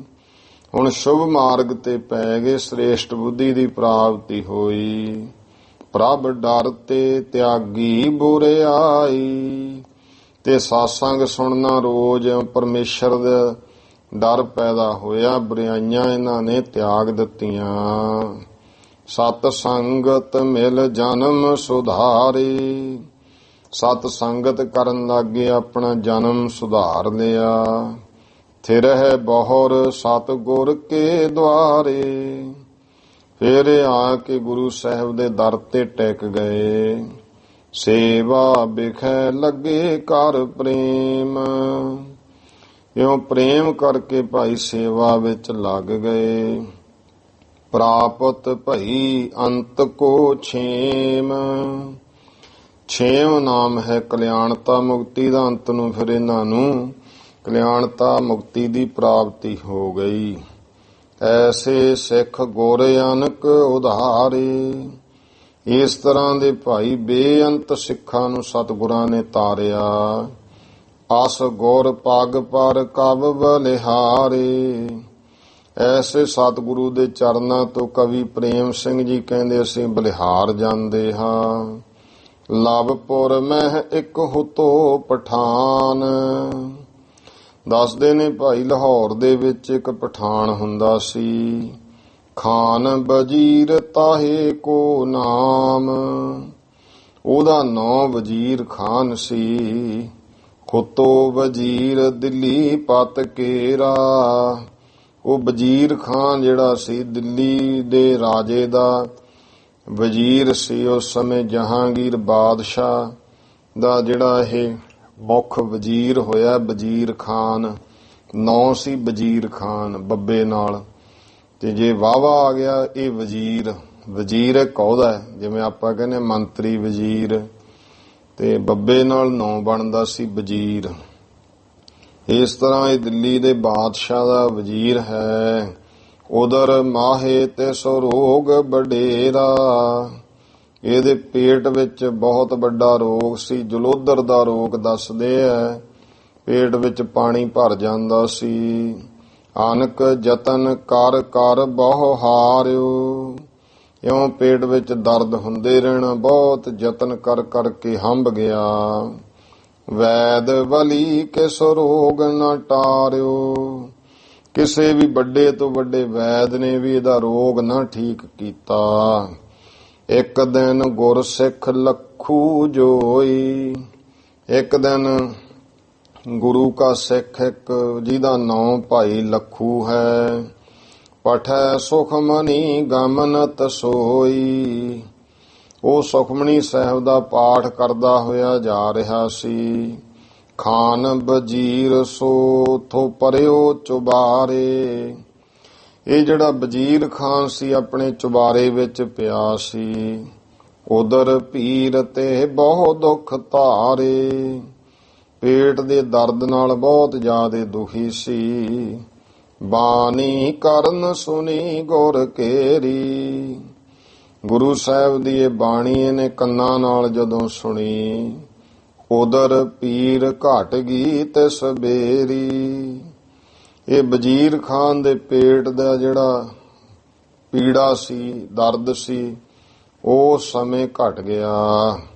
ਨਿਕਟ ਬੁਲਾਏ ਸੁਣੀ ਪੁਨ ਜਾਵੈ, ਇਹਨੇ ਆਪਣੇ ਪਹਿਰੇਦਾਰ ਸਿਪਾਹੀ ਭੇਜੇ, ਭਾਈ ਲੱਖੂ ਜੀ ਨੂੰ ਸੱਦ ਲਿਆ ਕੋਲ ਬੁਲਾ ਕਰਕੇ। ਫੇਰ ਜਦੋਂ ਬਾਣੀ ਸੁਣੀ, ਜਠਰ ਪੀਰ ਨਾਸੀ ਸਭ ਤਬੈ, ਤਾਂ ਪੇਟ ਦੀ ਜਿਹੜੀ ਪੀੜ ਸੀ ਸਾਰੀ ਦੂਰ ਹੋ ਗਈ। ਪੁੱਛਿਓ ਕਿਸ ਕੀ ਹੈ ਕਲਾਮ, ਵਜ਼ੀਰ ਖਾਂ ਪੁੱਛਦਾ ਵੀ ਭਾਈ ਲੱਖੂ ਇਹ ਕਿਹਦੀ ਭਾਈ ਕਲਾਮ ਹੈ। ਜਾ ਮੈਂ ਸ਼ਕਤ ਬਹੁਤ ਅਬਿਰਾਮ, ਜਿਹਦੇ ਵਿੱਚ ਬਹੁਤ ਜ਼ਿਆਦਾ ਸੁੰਦਰ ਵੱਡੀ ਸ਼ਕਤੀ ਹੈ। ਕਹਿ ਲੱਖੂ ਗੁਰ ਪੰਚਮ ਬਾਣੀ, ਤਾਂ ਭਾਈ ਲੱਖੂ ਜੀ ਕਹਿਣ ਲੱਗੇ ਵੀ ਇਹ ਪੰਜਵੇਂ ਗੁਰੂ ਮਹਾਰਾਜ ਸ੍ਰੀ ਗੁਰੂ ਅਰਜਨ ਦੇਵ ਪਾਤਸ਼ਾਹ ਦੀ ਬਾਣੀ ਹੈ। ਜੋ ਗੁਰ ਨਾਨਕ ਪੰਚਮ ਥਾਨੀ, ਜਿਹੜੇ ਗੁਰੂ ਨਾਨਕ ਦੇ ਮਹਾਰਾਜ ਜੀ ਦੇ ਇਸ ਸਮੇਂ ਪੰਜਵੇਂ ਸਥਾਨ ਤੇ ਬਿਰਾਜਮਾਨ ਨੇ। ਸੁਨ ਵਜ਼ੀਰ ਖਾਂ ਤਬ ਸਿਰ ਨਾਇਓ, ਇਹ ਸੁਣ ਕੇ ਵਜ਼ੀਰ ਖਾਂ ਨੇ ਆਪਣਾ ਸਿਰ ਨਿਵਾਇਆ। ਤਨ ਮਨ ਤੇ ਗੁਰ ਸਿੱਖ ਸੁਥਾਇਓ, ਤਨ ਕਰਕੇ ਮਨ ਕਰਕੇ ਉਹ ਸਤਿਗੁਰੂ ਦਾ ਸਿੱਖ ਬਣ ਗਿਆ। ਸੁਧਾ ਸਰੋਵਰ ਆ ਗੁਰ ਦਰਸੀ, ਫਿਰ ਅੰਮ੍ਰਿਤਸਰ ਆ ਕਰਕੇ ਸਤਿਗੁਰੂ ਦੇ ਦਰਸ਼ਨ ਕੀਤੇ। ਪੇਟ ਦਾ ਜਿਹੜਾ ਫਾਰਾ ਪਾਣੀ ਸੀ ਉਹ ਵੀ ਇੱਥੇ ਠੀਕ ਹੋਇਆ। ਬਾਬਾ ਬੁੱਢਾ ਜੀ ਨੂੰ ਕਹਿਤਾ, ਜਦੋਂ ਕਿਹਾ ਮਹਾਰਾਜ ਦਰਦ ਤੇ ਬਾਣੀ ਸੁਣ ਕੇ ਹਟ ਗਿਆ, ਕਿਰਪਾ ਕਰੋ ਹੁਣ ਆ ਵੀ ਪੇਟ ਪਾਣੀ ਇਹ ਵੀ ਠੀਕ ਹੋ ਜੇ। ਮਹਾਰਾਜ ਜੀ ਕਹਿੰਦੇ ਵੀ ਬਾਬਾ ਬੁੱਢਾ ਜੀ ਕੋਲੇ ਚਲਿਆ ਜਾ, ਤੇ ਬਾਬਾ ਬੁੱਢਾ ਜੀ ਕੋਲੇ ਆ ਗਿਆ। ਉਸ ਸਮੇਂ ਸੇਵਾਵਾਂ ਚੱਲਦੀਆਂ ਸਨ। ਕੋਈ ਇਧਰੋਂ ਹੁਣ ਬਾਬਾ ਜੀ ਟੋਕਰੀ ਲਈ ਜਾਂਦੇ ਸੀ, ਛੋਟੀ ਜਿਹੀ ਮਿੱਟੀ ਦਾ ਜਿਹੜਾ ਭਰੇ ਹੋਏ, ਇਹਨੂੰ ਕਹਿੰਦੇ ਲੰਮਾ ਪੈ ਜਾ, ਇੱਥੇ ਸਿੱਧਾ ਪੈ ਗਿਆ। ਤੇ ਬਾਬਾ ਜੀ ਨੇ ਆਪਣੀ ਮੌਜ ਵਿੱਚ ਕਾਰਜ ਕਰੀ ਗਏ। ਜਦੋਂ ਮਾਂਜਾ ਕੀਤਾ, ਇੱਕ ਟੋਕਰੀ ਭਰੀ ਹੋਈ ਵਜ਼ੀਰ ਖਾਂ ਦੇ ਪੇਟ ਤੇ ਲਿਆ ਕੇ ਉਵੇਂ ਸਾਬਤ ਸੁੱਟਤੀ। ਇੱਕਦਮ ਇਹਦਾ ਜਿਹੜਾ ਪੇਟ ਦਾ ਫਾਰਾ ਸੀ ਖਤਮ ਕਰਤਾ। ਪਾਣੀ ਸਾਰਾ ਸਰੀਰ ਦਾ ਉਹ ਠੀਕ ਕਰ ਦਿੱਤਾ। ਇਹਨੇ ਆ ਕੇ ਸਤਿਗੁਰਾਂ ਦੇ ਕਵੀ ਸੰਤ ਰੇਣ ਜੀ ਕਹਿੰਦੇ, ਭਾਈ ਦਰਸ਼ਨ ਕੀਤੇ ਦੇ ਭੇਟਾ ਸਿੱਖਿਆ ਲੈ ਸਰਸੇ, ਇਉਂ ਭੇਟਾ ਮਹਾਰਾਜ ਅੱਗੇ ਰੱਖੀ, ਗੁਰੂ ਸਾਹਿਬ ਦਾ ਉਪਦੇਸ਼ ਲਿਆ, ਸਰਸੇ ਭਾਵ ਆਨੰਦ ਹੋਇਆ। ਕੀਓ ਕਮਾਵਨ ਸੁਖ ਅਧਿਕਾਈ, ਤੇ ਗੁਰੂ ਦੇ ਉਪਦੇਸ਼ ਨੂੰ ਕਮਾਉਣਾ ਕੀਤਾ ਤੇ ਬਹੁਤ ਹੀ ਸੁਖੀ ਹੋ ਗਿਆ। ਜੀਵਨ ਮੁਕਤ ਅਵਸਥਾ ਪਾਈ। ਇਹ ਵਜ਼ੀਰ ਖਾਨ ਨੇ ਜੀਵਨ ਮੁਕਤੀ ਦੀ ਅਵਸਥਾ ਪਾ ਲਈ ਬਾਣੀ ਨਾਲ ਜੁੜ ਕਰਕੇ। ਇਤ ਸ੍ਰੀ ਗੁਰਪੁਰ ਪ੍ਰਕਾਸ਼ ਗ੍ਰੰਥੇ। ਇੱਥੇ ਤੱਕ ਜੋ ਸ੍ਰੀ ਗੁਰਪੁਰ ਪ੍ਰਕਾਸ਼ ਗ੍ਰੰਥ ਹੈ, ਪੰਚਮ ਮਹੱਲੇ, ਇਹ ਪੰਜਵੇਂ ਮਹੱਲੇ ਦੀ ਕਥਾ ਸੰਤ ਮਾਧੋ ਦਾਸ ਚੌਧਰਨ ਪ੍ਰਸੰਗ ਵਰਣਨ। ਜੋ ਇਸ ਦੇ ਵਿੱਚ ਸੰਤ ਮਾਧੋ ਦਾਸ ਜੀ ਦਾ, ਫਿਰ ਭਾਈ ਪੁਰੀਆ, ਭਾਈ ਚੂਹੜ ਚੌਧਰੀਆਂ ਦਾ, ਵਜ਼ੀਰ ਖਾਨ ਦਾ ਇਹ ਪ੍ਰਸੰਗ ਵਰਣਨ ਕੀਤਾ ਹੈ। ਨਾਮ 35ਵਾਂ ਮੰਦਰ ਹੈ। ਇਹ ਭਾਈ 35ਵਾਂ ਘਰ ਦਾ ਪ੍ਰਸੰਗ ਹੈ। ਦੋਹਰਾ ਝਾਜ ਮੁਕੰਦ ਕੇਦਾਰ ਸਿੱਖ, ਮਿਲ ਸਤਿਗੁਰ ਪੈ ਆਏ। ਭਾਈ ਝਾਜੂ ਜੀ, ਭਾਈ ਮੁਕੰਦਾ ਜੀ, ਭਾਈ ਕੇਦਾਰਾ ਜੀ। ਝਾਜ ਮੁਕੰਦ ਕੇਦਾਰ ਸਿੱਖ, ਇਹ ਗੁਰਸਿੱਖ ਮਿਲ ਸਤਿਗੁਰ ਪੈ ਆਏ, ਇਕੱਠੇ ਹੋ ਕੇ ਗੁਰੂ ਸਾਹਿਬ ਕੋਲ ਪਹੁੰਚੇ ਹਨ। ਪੱਗ ਬੰਧਨ ਕਰ ਢਿਗ ਥਿਰੇ, ਆਸ ਬਿਦ ਬਿਨੈ ਅਲਾਈ। ਸਤਿਗੁਰੂ ਦੇ ਚਰਨਾਂ ਤੇ ਬੰਦਨਾ ਕੀਤੀ, ਕੋਲ ਬੈਠ ਗਏ। ਫਿਰ ਇਸ ਤਰ੍ਹਾਂ ਬੇਨਤੀ ਕਹੀ ਹੈ। ਚੌਪਈ ਕਿਉਂ ਕਰ ਹੋਏ ਉਧਾਰ ਹਮਾਰੋ। ਮਹਾਰਾਜ ਜੀ ਕਿਰਪਾ ਕਰੋ, ਸਾਡਾ ਕਿਵੇਂ ਉਧਾਰ ਹੋਵੇ। ਆਪ ਮੁਕੰਦ ਉਪਾਏ ਉਚਾਰੋ। ਆਪ ਤੁਸੀਂ ਮੁਕੰਦ ਕੇ ਮੁਕਤੀ ਦਾਤੇ ਹੋ, ਮੁਕਤੀ ਬਖਸ਼ਣ ਵਾਲੇ ਹੋ। ਕਿਰਪਾ ਕਰੋ, ਪਾ ਦੱਸੋ ਜੀ। ਸੁਣ ਸ੍ਰੀ ਅਰਜਨ ਤਬੈ ਬਖਾਨਾ। ਸੁਣ ਕਰਕੇ ਸ੍ਰੀ ਗੁਰੂ ਅਰਜਨ ਦੇਵ ਮਹਾਰਾਜ ਨੇ ਫਿਰ ਬਚਨ ਕਹੇ। ਤੁਮ ਜਾਣਤ ਹੋ ਰਾਗ ਮਹਾਨਾ। ਭਾਈ ਤੁਸੀਂ ਬਹੁਤ ਰਾਗ ਗਾਉਣਾ ਜਾਣਦੇ ਹੋ। ਗੁਰਬਾਣੀ ਰਾਗਨ ਮੈਂ ਗਾਉ। ਇਉਂ ਕਰਿਆ ਕਰੋ, ਰਾਗਾਂ ਵਿੱਚ ਹੋਰ ਕੋਈ ਗੀਤ ਨਹੀਂ ਗਾਉਣੇ, ਗੁਰਬਾਣੀ ਗਾਇਆ ਕਰੋ ਰਾਗਾਂ ਵਿੱਚ। ਨੀਕੇ ਪ੍ਰਭ ਕੋ ਸੁਜਸ ਬਸਾਓ। ਚੰਗੀ ਤਰ੍ਹਾਂ ਪਰਮੇਸ਼ਰ ਦਾ ਜਿਹੜਾ ਸ੍ਰੇਸ਼ਟ ਜਸ ਹੈ ਉਹਨੂੰ ਅੰਦਰ ਵਸਾ ਲਓ। ਜਿਉਂ ਜਿਉਂ ਆਨੰਦ ਰਾਗ ਤੇ ਪਾਓ। ਜਿਉਂ ਜਿਉਂ ਭਾਈ ਰਾਗ ਵਿੱਚੋਂ ਤੁਹਾਨੂੰ ਆਨੰਦ ਪ੍ਰਾਪਤ ਹੋਵੇ, ਤਿਉਂ ਤਿਉਂ ਪ੍ਰੇਮ ਅਧਿਕ ਉਪਜਾਓ। ਤਿਉਂ ਤਿਉਂ ਅੰਦਰ ਬਹੁਤਾ ਪ੍ਰੇਮ ਪੈਦਾ ਕਰਨਾ ਹੈ। ਕਲ ਯੁਗ ਮਹਿ ਕੀਰਤਨ ਮਾਨਿੰਦ। ਜੋ ਕਲ ਯੁਗ ਹੈ, ਇਸ ਸਮੇਂ ਵਿੱਚ ਕੀਰਤਨ ਪ੍ਰਧਾਨ ਹੈ। ਨਹੀਂ ਅਪਰ ਕੋ ਇਹੀ ਬਿਲੰਦ। ਇਹਦੇ ਬਰਾਬਰ ਪਰਮੇਸ਼ਰ ਦੀ ਕੀਰਤੀ ਜਸ ਦੇ ਬਰਾਬਰ ਹੋਰ ਕੋਈ ਨਹੀਂ, ਇਹ ਮਹਾਨ ਹੈ। ਕਠਨ ਮਹਾ ਤਪ ਜੇ ਕੋ ਕਰੈ। ਕੋਈ ਭਾਈ ਬਹੁਤ ਵੱਡੇ ਵੱਡੇ ਕਠਨ ਤਪ ਵੀ ਅਗਰ ਕੋਈ ਕਰੇ, ਕੀਰਤਨ ਸਮਤਾ ਕਿਉਂ ਹੂ ਨਾ ਧਰੈ। ਪਰ ਕੀਰਤਨ ਦੀ ਬਰਾਬਰਤਾ ਕੋਈ ਨਹੀਂ ਧਾਰ ਸਕਦਾ। ਅਪਰ ਸੁਕਰਮ ਕਰਨ ਜੇ ਸਾਰੇ। ਹੋਰ ਵੀ ਜਿੰਨੇ ਸ੍ਰੇਸ਼ਟ ਕਰਮ ਕਰਨ ਵਾਲੇ ਨੇ, ਹੋਏ ਜੇ ਧਨ ਤਨ ਬਲ ਧਰ ਭਾਰੇ। ਕਹਿੰਦੇ ਭਾਈ ਹੋਰ ਜਿੰਨੇ ਆ ਉਹ ਬਹੁਤਾ ਧਨ ਚਾਹੀਦਾ, ਤਨ ਵੀ ਜਿਹੜਾ ਹੈ ਤੰਦਰੁਸਤ, ਬਲ ਸਾਰਾ ਕੁਝ ਖਰਚਾ ਹੁੰਦਾ। ਤੇ ਹੋਰ ਜਿੰਨੇ ਸ੍ਰੇਸ਼ਟ ਕਰਮ ਹਨ ਉਹ ਸਾਰੇ ਕਰਨੇ, ਜਿਹਦੇ ਨਾਲ ਤਨ ਧਨ ਬਲ ਸਭ ਧਾਰੀ ਦਾ ਹੈ। ਕੀਰਤਨ ਕੇ ਸਮਾਨ ਨਹਿ ਕੋਏ। ਪਰ ਪਰਮੇਸ਼ਰ ਦੀ ਕੀਰਤੀ ਕਰਨੀ, ਕੀਰਤੇ ਦੇ ਬਰਾਬਰ ਕੋਈ ਨਹੀਂ ਹੈ। ਸਭ ਤੇ ਅਧਿਕ ਇਹੀ ਇਤ ਹੋਏ। ਸਾਰਿਆਂ ਤੋਂ ਵੱਡਾ ਇਹੀ ਹੈ ਜੋ ਇਤ ਕਹੀਏ ਸਭ ਤੋਂ ਮਹਾਨ ਹੈ। ਜਾਂ ਤੇ ਤੁਮ ਕੀਰਤਨ ਨਿਤ ਕਰੋ। ਇਸ ਕਰਕੇ ਭਾਈ ਤੁਸੀਂ ਰੋਜ਼ ਹਮੇਸ਼ਾ ਕੀਰਤਨ ਕਰਿਆ ਕਰੋ। ਆਪ ਸੁਨਾਏ ਤਾਰ ਗਨ ਤਰੋ।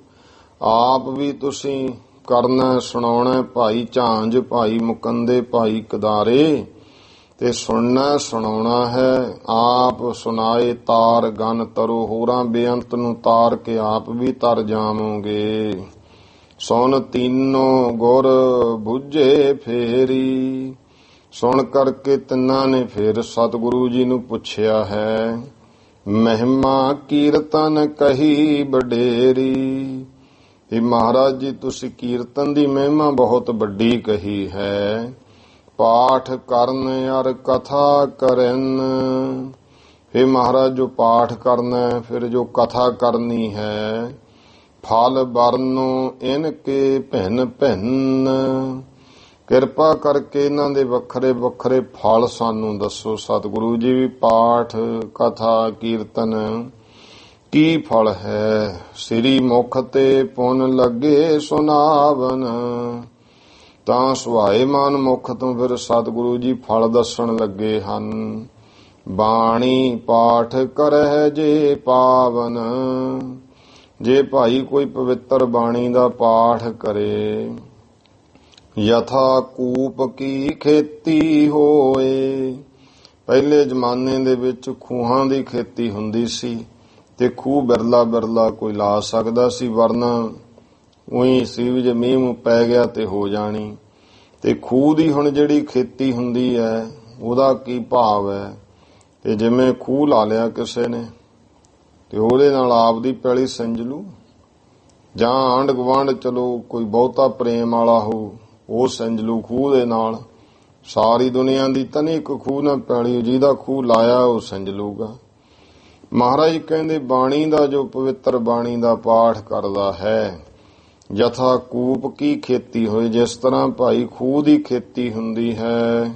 ਸੀਚਤ ਨੀਰ ਹਰੀ ਕਰ ਸੋਏ, ਜਿਹਨੇ ਖੂਹ ਲਾਇਆ ਉਹ ਭਾਈ ਪਾਣੀ ਨਾਲ ਸਿੰਜ ਲੈਂਦਾ, ਖੇਤੀ ਹਰੀ ਭਰੀ ਕਰ ਲੈਂਦਾ। ਸ਼ੀਘਰ ਪਕਾਏ ਸਦਨ ਮਹਿ ਅੰਨ ਹੈ, ਇਸ ਤਰ੍ਹਾਂ ਫਿਰ ਉਹ ਛੇਤੀ ਪਕਾ ਕਰਕੇ ਖੇਤੀ ਆਪਣੇ ਘਰ ਵਿੱਚ ਲੈ ਆਉਂਦਾ। ਸਭ ਵਿਧ ਕੇ ਸੁਖ ਭੋਗਨ ਠੰਨ ਹੈ, ਸਾਰੇ ਤਰ੍ਹਾਂ ਦੇ ਭਾਈ ਉਹ ਫਿਰ ਸੁੱਖਾਂ ਨੂੰ ਭੋਗਦਾ, ਅਨਾਜ ਅੰਨ ਪਾਣੀ ਘਰ ਆ ਜਾਂਦਾ ਹੈ। ਖੇਤ ਸਮੀਪ ਅਪਰ ਜੇ ਹੋਏ, ਪਰ ਫਿਰ ਵੀ ਇਹ ਦੇਖੋ ਨੇ ਆਪਦੀ ਖੇਤੀ ਦੇ ਸਿੰਜ ਲਈ। ਜੇ ਕੋਈ ਭਾਈ ਹੋਰ ਨੇੜੇ ਖੇਤ ਹੋਵੇ, ਤਹਿ ਭੀ ਪਹੁੰਚ ਸਕੈ ਜਲ ਸੋਏ, ਉਹ ਚਲੋ ਨਾਲ ਦੇ ਖੇਤ ਵਿੱਚ ਵੀ ਮਹਾਰਾਜ ਕਹਿੰਦੇ ਉਹ ਖੂਹ ਦਾ ਜਲ ਜਿਹੜਾ ਹੈ ਪਹੁੰਚ ਜਾਂਦਾ ਹੈ। ਦੂਰ ਖੇਤ ਕੋ ਪਹੁੰਚਤ ਨਾਹੀ, ਪਰ ਜਿਹੜੇ ਫਿਰ ਬਾਕੀ ਦੇ ਖੇਤ ਦੂਰ ਹਨ ਉਹਨਾਂ ਨੂੰ ਨਹੀਂ ਪਹੁੰਚਦਾ। ਤਿਮ ਫਲ ਸੁਨਹਿ ਸ਼ਰਵਨ ਕੇ ਮਾਹੇ, ਇਸੇ ਤਰ੍ਹਾਂ ਇੰਨਾ ਕਹਿ ਵੀ ਜਿਹਨੇ ਪਾਠ ਕਰ ਲਿਆ ਉਹਨੇ ਖੂਹ ਦੀ ਖੇਤੀ ਸਿੰਜ ਲਈ ਆਪਦੀ, ਤੇ ਆਂਢ ਗੁਆਂਢ ਦਾ ਭਾਵ ਸਿੰਜ ਲੂਗਾ ਜਿਹਨੇ ਭਾਈ ਉਹ ਬਾਣੀ ਦਾ ਪਾਠ ਸੁਣ ਲਿਆ ਕੋਲ ਆ ਕੇ। ਤੇ ਉਹ ਕੋਈ ਬੈਠਾ ਹੁਣ ਕੋਲੇ ਪ੍ਰੇਮੀ ਉਹ ਸੁਣੀ ਜਾਂਦਾ, ਉਹਦੇ ਤੇ ਕਿਰਪਾ ਹੋ ਜੂਗੀ। ਇਸ ਤਰ੍ਹਾਂ ਤਿਮ ਫਲ ਸੁਨਹਿ ਸਰਵਨ ਕੇ ਮਾਹੇ, ਇਸੇ ਤਰ੍ਹਾਂ ਭਾਈ ਬਾਣੀ ਪੜਨ ਤੇ ਸੁਣਨ ਦਾ ਜੋ ਫਲ ਹੈ ਇਹ ਖੂਹ ਦੀ ਖੇਤੀ ਬਾਤ ਹੈ, ਉਹਦਾ ਆਪਦਾ ਜੀਵਨ ਸਫਲ ਹੋ ਜਾਂਦਾ ਜਿਹੜਾ ਬਾਣੀ ਪੜ ਲਵੇਗਾ ਜਾਂ ਸੁਣ ਲਵੇਗਾ। ਕੀਰਤਨ ਕਰਨ ਮੇਘ ਕੀ ਬਰਖਾ, ਇਹ ਮਹਾਰਾਜ ਕਹਿੰਦੇ ਜੋ ਕੀਰਤਨ ਹੈ ਉਹ ਭਾਈ ਬੱਦਲਾਂ ਦੀ ਬਰਖਾ ਹੈ। ਬਰਖੇ ਜਲ ਹੋਏ ਜੀਵਨ ਹਰਖਾ, ਜਿਵੇਂ ਮੀਂਹ ਪੈਂਦਾ ਹੈ ਜਲ ਵਰਖੇ ਤੋਂ ਜੀਵਨ ਖੁਸ਼ ਹੋ ਜਾਂਦਾ। ਖੇਤੀਆਂ ਜਿਹੜੀਆਂ ਹਨ, ਖੇਤੀ ਜਹ ਕਹਿ ਹਰੀਅਲ ਹੋਵੇ, ਉਹ ਜਿੱਥੇ ਕਿੱਥੇ ਵੀ ਖੇਤੀਆਂ ਮੀਂਹ ਪੈ ਜਾਂਦਾ ਹਰੀਆਂ ਭਰੀਆਂ ਹੋ ਜਾਂਦੀਆਂ ਨੇ। ਸਾਬਤ ਦਾਨੋ ਤਿਨ ਮਹਿ ਜੋਵੈ, ਤੇ ਉਹਨਾਂ ਦੇ ਵਿੱਚ ਜਿਹੜੇ ਆ ਦਾਣੇ ਸਾਬਤ ਹੋ ਜਾਂਦੇ ਨੇ ਜਿੱਥੇ ਮੀਂਹ ਪੈ ਜਾਂਦਾ ਹੈ। ਇਸ ਤਰ੍ਹਾਂ ਵੀ ਗ੍ਰੰਥਾਂ ਲਿਖਿਆ ਵੀ ਇਹ ਸ਼ਰਾਟੇ ਦਾ ਬਦਲ ਦਾ ਮੀਂਹ ਹੈ। ਹੁਣ ਆਪਾਂ ਵੇਖਦੇ ਹਾਂ ਜਦੋਂ ਬੱਦਲੀ ਮੀਂਹ ਪੈਂਦਾ ਹੈ ਉਦੋਂ ਕਿਤੇ ਪੈ ਗਿਆ, ਕਈ ਏਰੀਆ ਸੁੱਕਾ ਹੈ, ਕਈ ਵਾਰ ਇਸ ਤਰ੍ਹਾਂ ਹੁੰਦਾ 2-4 ਕਿਲੋਮੀਟਰ 'ਚ ਮੀਂਹ ਪੈ ਗਿਆ, ਫਿਰ ਕਿਤੇ 5-4 ਕਿਲੋਮੀਟਰ ਨਹੀਂ ਵੀ ਪਿਆ, ਫਿਰ ਕਿਤੇ ਇਸ ਤਰ੍ਹਾਂ ਦੇ ਮੀਂਹ ਜਿਹੜਾ ਹੁੰਦਾ ਹੈ। ਇਹ ਜਾਣੋ ਕੀਰਤਨ ਦਾ ਜਿਹੜਾ ਫਲ ਹੈ ਸੁਨਹੁ ਵਿਸਾਲ ਕਥਾ ਕੋ ਫਲ ਹੈ। ਫਿਰ ਮਹਾਰਾਜ ਕਹਿੰਦੇ ਭਾਈ ਜਿਹੜਾ ਕਥਾ ਦਾ ਮਹਾਨ ਵੱਡਾ ਫਲ ਹੈ ਉਹ ਵੀ ਸੁਣ ਲਵੋ। ਝਰੀ ਲਾਗ ਜਿਵੇਂ ਬਰਖਤ ਜਲ ਹੈ। ਇਹ ਇਉਂ ਹੈ ਜਿਵੇਂ ਮੀਂਹ ਦਾ ਪਾਣੀ ਵਰਖਦਾ, ਉਹ ਝੜੀ ਲੱਗ ਕੇ ਵਰਖਦਾ। ਝੜੀ ਜਿਹੜੀ ਹੈ ਉਹ ਕਈ ਦਿਨ ਪੈਂਦਾ ਹੈ, ਸਾਰੇ ਏਰੀਏ 'ਚ ਪੈ ਜਾਂਦਾ, ਨਿੰਮਾ ਪਈ ਜਾਂਦਾ ਹੈ। ਥਿਮਕ ਥਿਮਕ ਜੇ ਬੂੰਦਨ ਪਰਹੀ। ਥਿਮਕ ਨਿੰਮਾ ਜੋ ਬੂੰਦਾਂ ਪੈਂਦੀਆਂ ਹਨ, ਸਭ ਆਪਣੇ ਮੈਂ ਧਰਨੀ ਧਰਹੀ। ਉਹ ਫਿਰ ਜਿਹੜੀ ਝੜੀ ਦਾ ਮੀਂਹ ਹੈ ਨਾ, ਉਹਨੂੰ ਧਰਤੀ ਉਹਨਾਂ ਬੂੰਦਾਂ ਨੂੰ ਉੱਥੇ ਹੀ ਆਪਦੇ ਵਿੱਚ ਸਮੇਟ ਲੈਂਦੀ ਹੈ। ਬਾਦ ਨਾ ਜਾਤ ਪਰ ਜਲ ਜੋਏ। ਇਸ ਕਰਕੇ ਝੜੀ ਦੇ ਮੀਂਹ ਦਾ ਪਾਣੀ ਜਿਹੜਾ ਹੈ ਉਹ ਵਿਅਰਥ ਨਹੀਂ ਜਾਂਦਾ ਹੈ। ਇਹ ਨਹੀਂ ਹੁਣ ਆਮ ਵਰਖਾ ਪੈਂਦੀ ਹੈ, ਰੁੜਿਆ ਇੱਕ ਜਗ੍ਹਾ ਛੱਪੜ 'ਚ ਇਕੱਠਾ ਹੋ ਗਿਆ ਜਾਂ ਕਿਸੇ ਪਾਸੇ ਨਦੀ ਨਾਲਿਆਂ 'ਚ ਚਲਿਆ ਗਿਆ। ਪਰ ਜਿਹੜਾ ਝੜੀ ਦਾ ਮੀਂਹ ਹੈ ਉਹ ਰੁੜਦਾ ਤਾਂ ਹੈ ਨਹੀਂ, ਥੋੜਾ ਉੱਥੇ ਹੀ, ਅੱਗੇ ਕੱਚੇ ਹੀ ਹੁੰਦੇ ਸੀ ਸਾਰੇ, ਉੱਥੇ ਹੀ ਸਮਾਈ ਜਾਂਦਾ ਹੈ। ਇਸੇ ਤਰ੍ਹਾਂ ਜੋ ਕਥਾ ਦਾ ਫਲ ਦੱਸਦੇ ਹਨ ਕਿ ਧਰਤੀ ਜਿਵੇਂ ਸੋਖ ਲੈਂਦੀ ਹੈ। ਬਾਦ ਨਾ ਜਾਤ ਪਰਹਿ ਜਲ ਜੋਏ। ਉਹ ਭਾਈ ਜਿੰਨਾ ਵੀ ਮੀਂਹ ਪੈਂਦਾ ਹੈ ਉਹ ਵਿਅਰਥ ਨਹੀਂ ਜਾਂਦਾ। ਖੇਤੀ ਕੋ ਸੁਖਦਾਇਕ ਸੋਏ। ਉਹ ਸਾਰੇ ਦਾ ਸਾਰਾ ਹੀ ਜਲ ਖੇਤੀ ਲਈ ਸੁਖਦਾਇਕ ਹੁੰਦਾ ਹੈ। ਤੈਸੇ ਸਮਝਾਵਨ ਸਿੱਖ ਜੋਈ। ਇਸੇ ਤਰ੍ਹਾਂ ਹੀ ਭਾਈ ਜੋ ਸਿੱਖਾਂ ਨੂੰ ਸਮਝਾਉਂਦੇ, ਕਥਾ ਕੀਰਤਨ ਕਰਦੇ ਸੋਈ। ਉਹ ਫਿਰ ਕਥਾ ਕੀਰਤਨ ਕਰਦੇ ਹਨ। ਸੁਨਹਿ ਮਮੋਛੂ ਹਿਰਦੈ ਧਾਰੈ। ਜਿਹੜੇ ਮਮੋਕਸ਼ੂ ਹਨ, ਮੁਕਤੀ ਦੀ ਇੱਛਾ ਰੱਖਣ ਵਾਲੇ, ਉਹ ਸੁਣ ਕਰਕੇ ਹਿਰਦੇ ਵਿੱਚ ਧਾਰ ਲੈਂਦੇ ਨੇ। ਗੁਣਨ ਵਧਾਏ ਵਿਕਾਰ ਨਿਕਾਰੈ। ਆਪਣੇ ਅੰਦਰੋਂ ਸੁਣ ਕੇ ਗੁਣਾਂ ਨੂੰ ਵਧਾਈ ਜਾਂਦੇ ਆ ਤੇ ਜਿਹੜੇ ਵਿਕਾਰ ਨੇ ਉਹ ਕੱਢੀ ਜਾਂਦੇ ਹਨ। ਆਤਮ ਗਿਆਨ ਭਲੇ ਔਰ ਧਰੈ। ਇਸ ਤਰ੍ਹਾਂ ਭਾਈ ਹਿਰਦੇ ਵਿੱਚ ਭਲੀ ਪ੍ਰਕਾਰ ਆਤਮ ਗਿਆਨ ਨੂੰ ਧਾਰ ਲੈਂਦੇ ਨੇ। ਹਿਰਦੇ ਵਿਚਾਰ ਨਿਰਨੋ ਕਰੈ। ਫਿਰ ਨਿਰਣਾ ਕਰਦੇ, ਹਿਰਦੇ ਵਿੱਚ ਵਿਚਾਰ ਕਰਦੇ ਹਨ। ਕਥਾ ਕੀਰਤਨ ਦੋਨੋਂ ਮਿਲੇ। ਮਹਾਰਾਜ ਕਹਿੰਦੇ ਜੇ ਕਥਾ ਵੀ ਤੇ ਕੀਰਤਨ ਦੋਵੇਂ ਇਕੱਠੇ ਹੀ ਮਿਲ ਜਾਣ, ਵੀ ਕੀਰਤਨ ਵੀ ਵਿੱਚ ਹੀ ਕਥਾ ਵੀ ਹੈ। ਜਿਵੇਂ ਜੋ ਆਪਾਂ ਦੇਖੋ ਮਰਜ਼ਾਦਾ ਕਥਾ ਹੁੰਦੀ ਹੈ, ਨਾਲ ਹੀ ਕੀਰਤਨ, ਫਿਰ ਕਥਾ, ਫਿਰ ਧਾਰਨਾ, ਇਹ ਮਿਲ ਜਾਂਦਾ, ਦੋਵੇਂ ਇਕੱਠੇ ਹੋ ਗਏ। ਸੋਭਾ ਪਾਵੈ ਅਤ ਹੀ ਭਲੇ। ਫਿਰ ਤੇ ਭਾਈ ਬਹੁਤ ਹੀ ਜ਼ਿਆਦੇ ਭਲੀ ਪ੍ਰਕਾਰ ਇਹ ਸੋਭਾ ਪਾਉਂਦੇ ਹਨ। ਕਥਾ ਵਧਾਵਤ ਮਹਾ ਮਹਾਤਮ। ਜਿਹੜੀ ਕਥਾ ਹੈ ਇਹਦਾ ਭਾਈ ਬਹੁਤ ਵੱਡਾ ਮਹੱਤਵ ਹੈ। ਕਥਾ ਜਿਹੜੀ ਹੈ ਜੀਵਨ ਦਾ ਬਹੁਤ ਅੰਦਰੋਂ ਮਹੱਤਵ ਵਧਾਉਂਦੀ ਹੈ। ਆਤਮਿਕ ਤੌਰ ਤੇ ਜੀਵਨ ਦੀ ਤਰੱਕੀ ਹੁੰਦੀ ਹੈ। ਕੀਰਤਨ ਸੁਣ ਤੇ ਸ਼ੁੱਧ ਹੋਏ ਆਤਮ। ਕੀਰਤਨ ਸੁਣਨ ਦੇ ਨਾਲ ਆਤਮ ਜੀਵਨ ਜਿਹੜਾ ਸ਼ੁੱਧ ਪਵਿੱਤਰ ਹੁੰਦਾ ਹੈ। ਜਬ ਹੈ ਸੋ ਕੀਰਤਨ ਕਰਹਿ ਭਲੇਰਾ। ਜਦ ਵੀ ਕੋਈ ਭਾਈ ਇਸ ਤਰ੍ਹਾਂ ਭਲੀ ਪ੍ਰਕਾਰ ਕੀਰਤਨ ਕਰਦਾ ਹੈ, ਹਰਖ ਵਧਾਵੈ ਬਹੁ ਮਨ ਕੇਰਾ। ਉਹ ਬਹੁਤਿਆਂ ਦੇ ਮਨ ਦੀ ਖੁਸ਼ੀ ਨੂੰ ਵਧਾਉਂਦਾ ਹੈ। ਯਥਾ ਮਾਤ ਪੁੱਤਰਨ ਕੇ ਛਾਜੈ। ਜਿਸ ਤਰ੍ਹਾਂ ਭਾਈ ਮਾਤਾ ਜਿਹੜੀ ਹੈ ਪੁੱਤਰਾਂ ਨੂੰ ਵੇਖ ਕੇ ਪੁੱਤਰ ਛਕਦੇ ਖੁਸ਼ ਹੁੰਦੀ, ਤਥਾ ਕੀਰਤਨ ਤੇ ਰਾਜੈ। ਉਸੇ ਤਰ੍ਹਾਂ ਭਾਈ ਕੀਰਤਨ ਦੇ ਨਾਲ ਵੀ ਆਤਮਿਕ ਰਜੇਵਾਂ ਆਨੰਦ ਪ੍ਰਾਪਤ ਹੁੰਦਾ ਹੈ। ਜਿਮ ਪੁੱਤਰਨ ਕੋ ਪਾਲੈ ਮਾਤਾ। ਜਿਵੇਂ ਮਾਂ ਜਿਹੜੀ ਹੈ ਪੁੱਤਰਾਂ ਨੂੰ ਪਾਲਦੀ ਹੈ। ਤਥਾ ਕੀਰਤਨ ਹਰ ਖਾਤਾ। ਇਸੇ ਤਰ੍ਹਾਂ ਜਿਹੜਾ ਕੀਰਤਨ ਹੈ ਉਹ ਵੀ ਪਾਲਣਾ ਕਰਦਾ ਹੈ, ਸਾਨੂੰ ਆਨੰਦ ਖੁਸ਼ੀ ਦਿੰਦਾ ਹੈ। ਸੁਣ ਬੋਲੇ ਸਿੱਖ ਹਮਹਿ ਬਤਾਵੋ। ਸੁਣ ਕੇ ਸਿੱਖ ਕਹਿਣ ਲੱਗੇ ਮਹਾਰਾਜ ਫਿਰ ਸਾਨੂੰ ਦੱਸੋ। ਸੁਤ ਜਨਨੀ ਦ੍ਰਿਸ਼ਟਾਂਤ ਜਨਾਵੋ। ਇਹ ਜਿਹੜਾ ਪੁੱਤਰ ਤੇ ਮਾਂ ਦਾ ਦ੍ਰਿਸ਼ਟਾਂਤ ਹੈ ਇਹਨੂੰ ਜਣਾਵੋ, ਦੱਸੋ ਸਤਿਗੁਰੂ ਜੀ। ਕੀਰਤਨ ਪਿਤਾ ਕਥਾ ਪਤ ਕੌਣ। ਵੀ ਮਹਾਰਾਜ ਜੋ ਕੀਰਤਨ ਤੁਸੀਂ ਦੱਸਤਾ ਵੀ ਪਿਤਾ ਤੇ ਕਥਾ ਪਤ, ਇੱਕ ਕੀਰਤਨ ਜਿਹੜਾ ਹੈ ਪਿਤਾ ਕਥਾ ਪਤ ਪੁੱਤਰ ਕੌਣ ਹੈ। ਸੋ ਭੀ ਬਰਨ ਹੋਇਓ ਜਾਨ। ਉਹ ਵੀ ਮਹਾਰਾਜ ਜੀ ਦੱਸੋ ਜਿਸ ਤਰ੍ਹਾਂ ਹੋਇਆ ਕਿ ਜਣਿਆ ਕਿਸ ਨੇ ਹੈ। ਕਹਿਓ ਗੁਰੂ ਸੋ ਪ੍ਰੇਮ ਪਛਾਨੋ। ਮਹਾਰਾਜ ਕਹਿਣ ਲੱਗੇ ਭਾਈ ਅੰਤਰੀ ਪ੍ਰੇਮ ਨੂੰ ਪਛਾਣੋ। ਕਥਾ ਕੀਰਤਨ ਪ੍ਰੇਮ ਜਿਠਾਨੋ। ਜੇ ਪ੍ਰੇਮ ਦੇ ਸਹਿਤ ਕਥਾ ਕੀਰਤਨ ਹੋਵੇ, ਪ੍ਰੇਮ ਹੋਏ ਸੋਭਤ ਹੈ ਦੋਏ।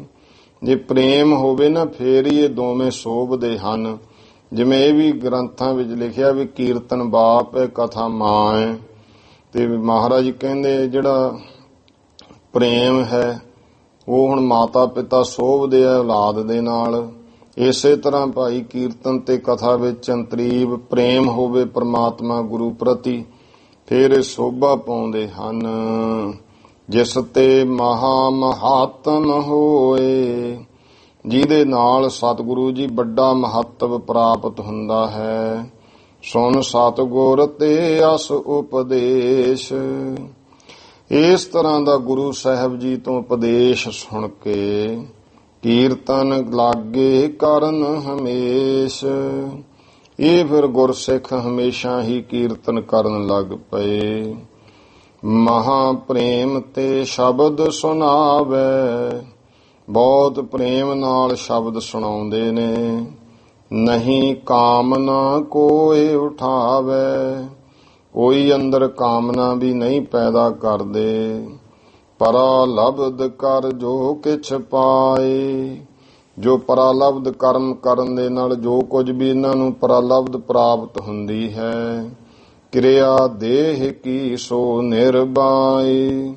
ਉਹਦੇ ਨਾਲ ਆਪਣੇ ਸਰੀਰ ਦੀ ਕਿਰਿਆ ਨਿਰਵਾਹ ਕਰਦੇ ਹਨ। ਕਰਹਿ ਭਾਉ ਸਿੱਖ ਸੰਗਤ ਦੇਤ। ਇਉਂ ਪ੍ਰੇਮ ਕਰਦੇ ਆ ਸਿੱਖ ਸੰਗਤਾਂ ਜੋ ਫਿਰ ਇਹਨਾਂ ਨੂੰ ਭੇਟਾ ਰੂਪ ਧਨ ਦਿੰਦੀਆਂ ਹਨ।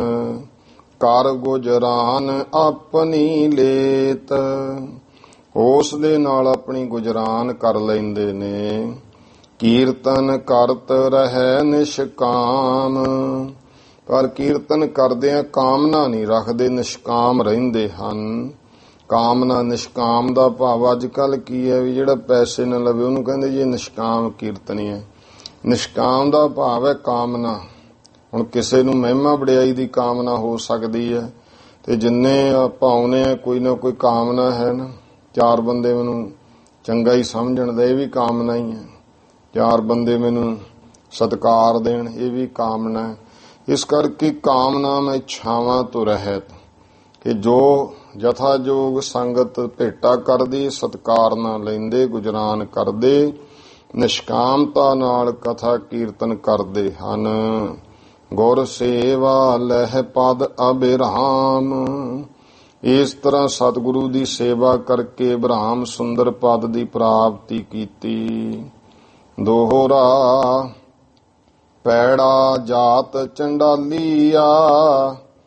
ਜੇਠਾ ਸੇਠੀ ਜਾਨ।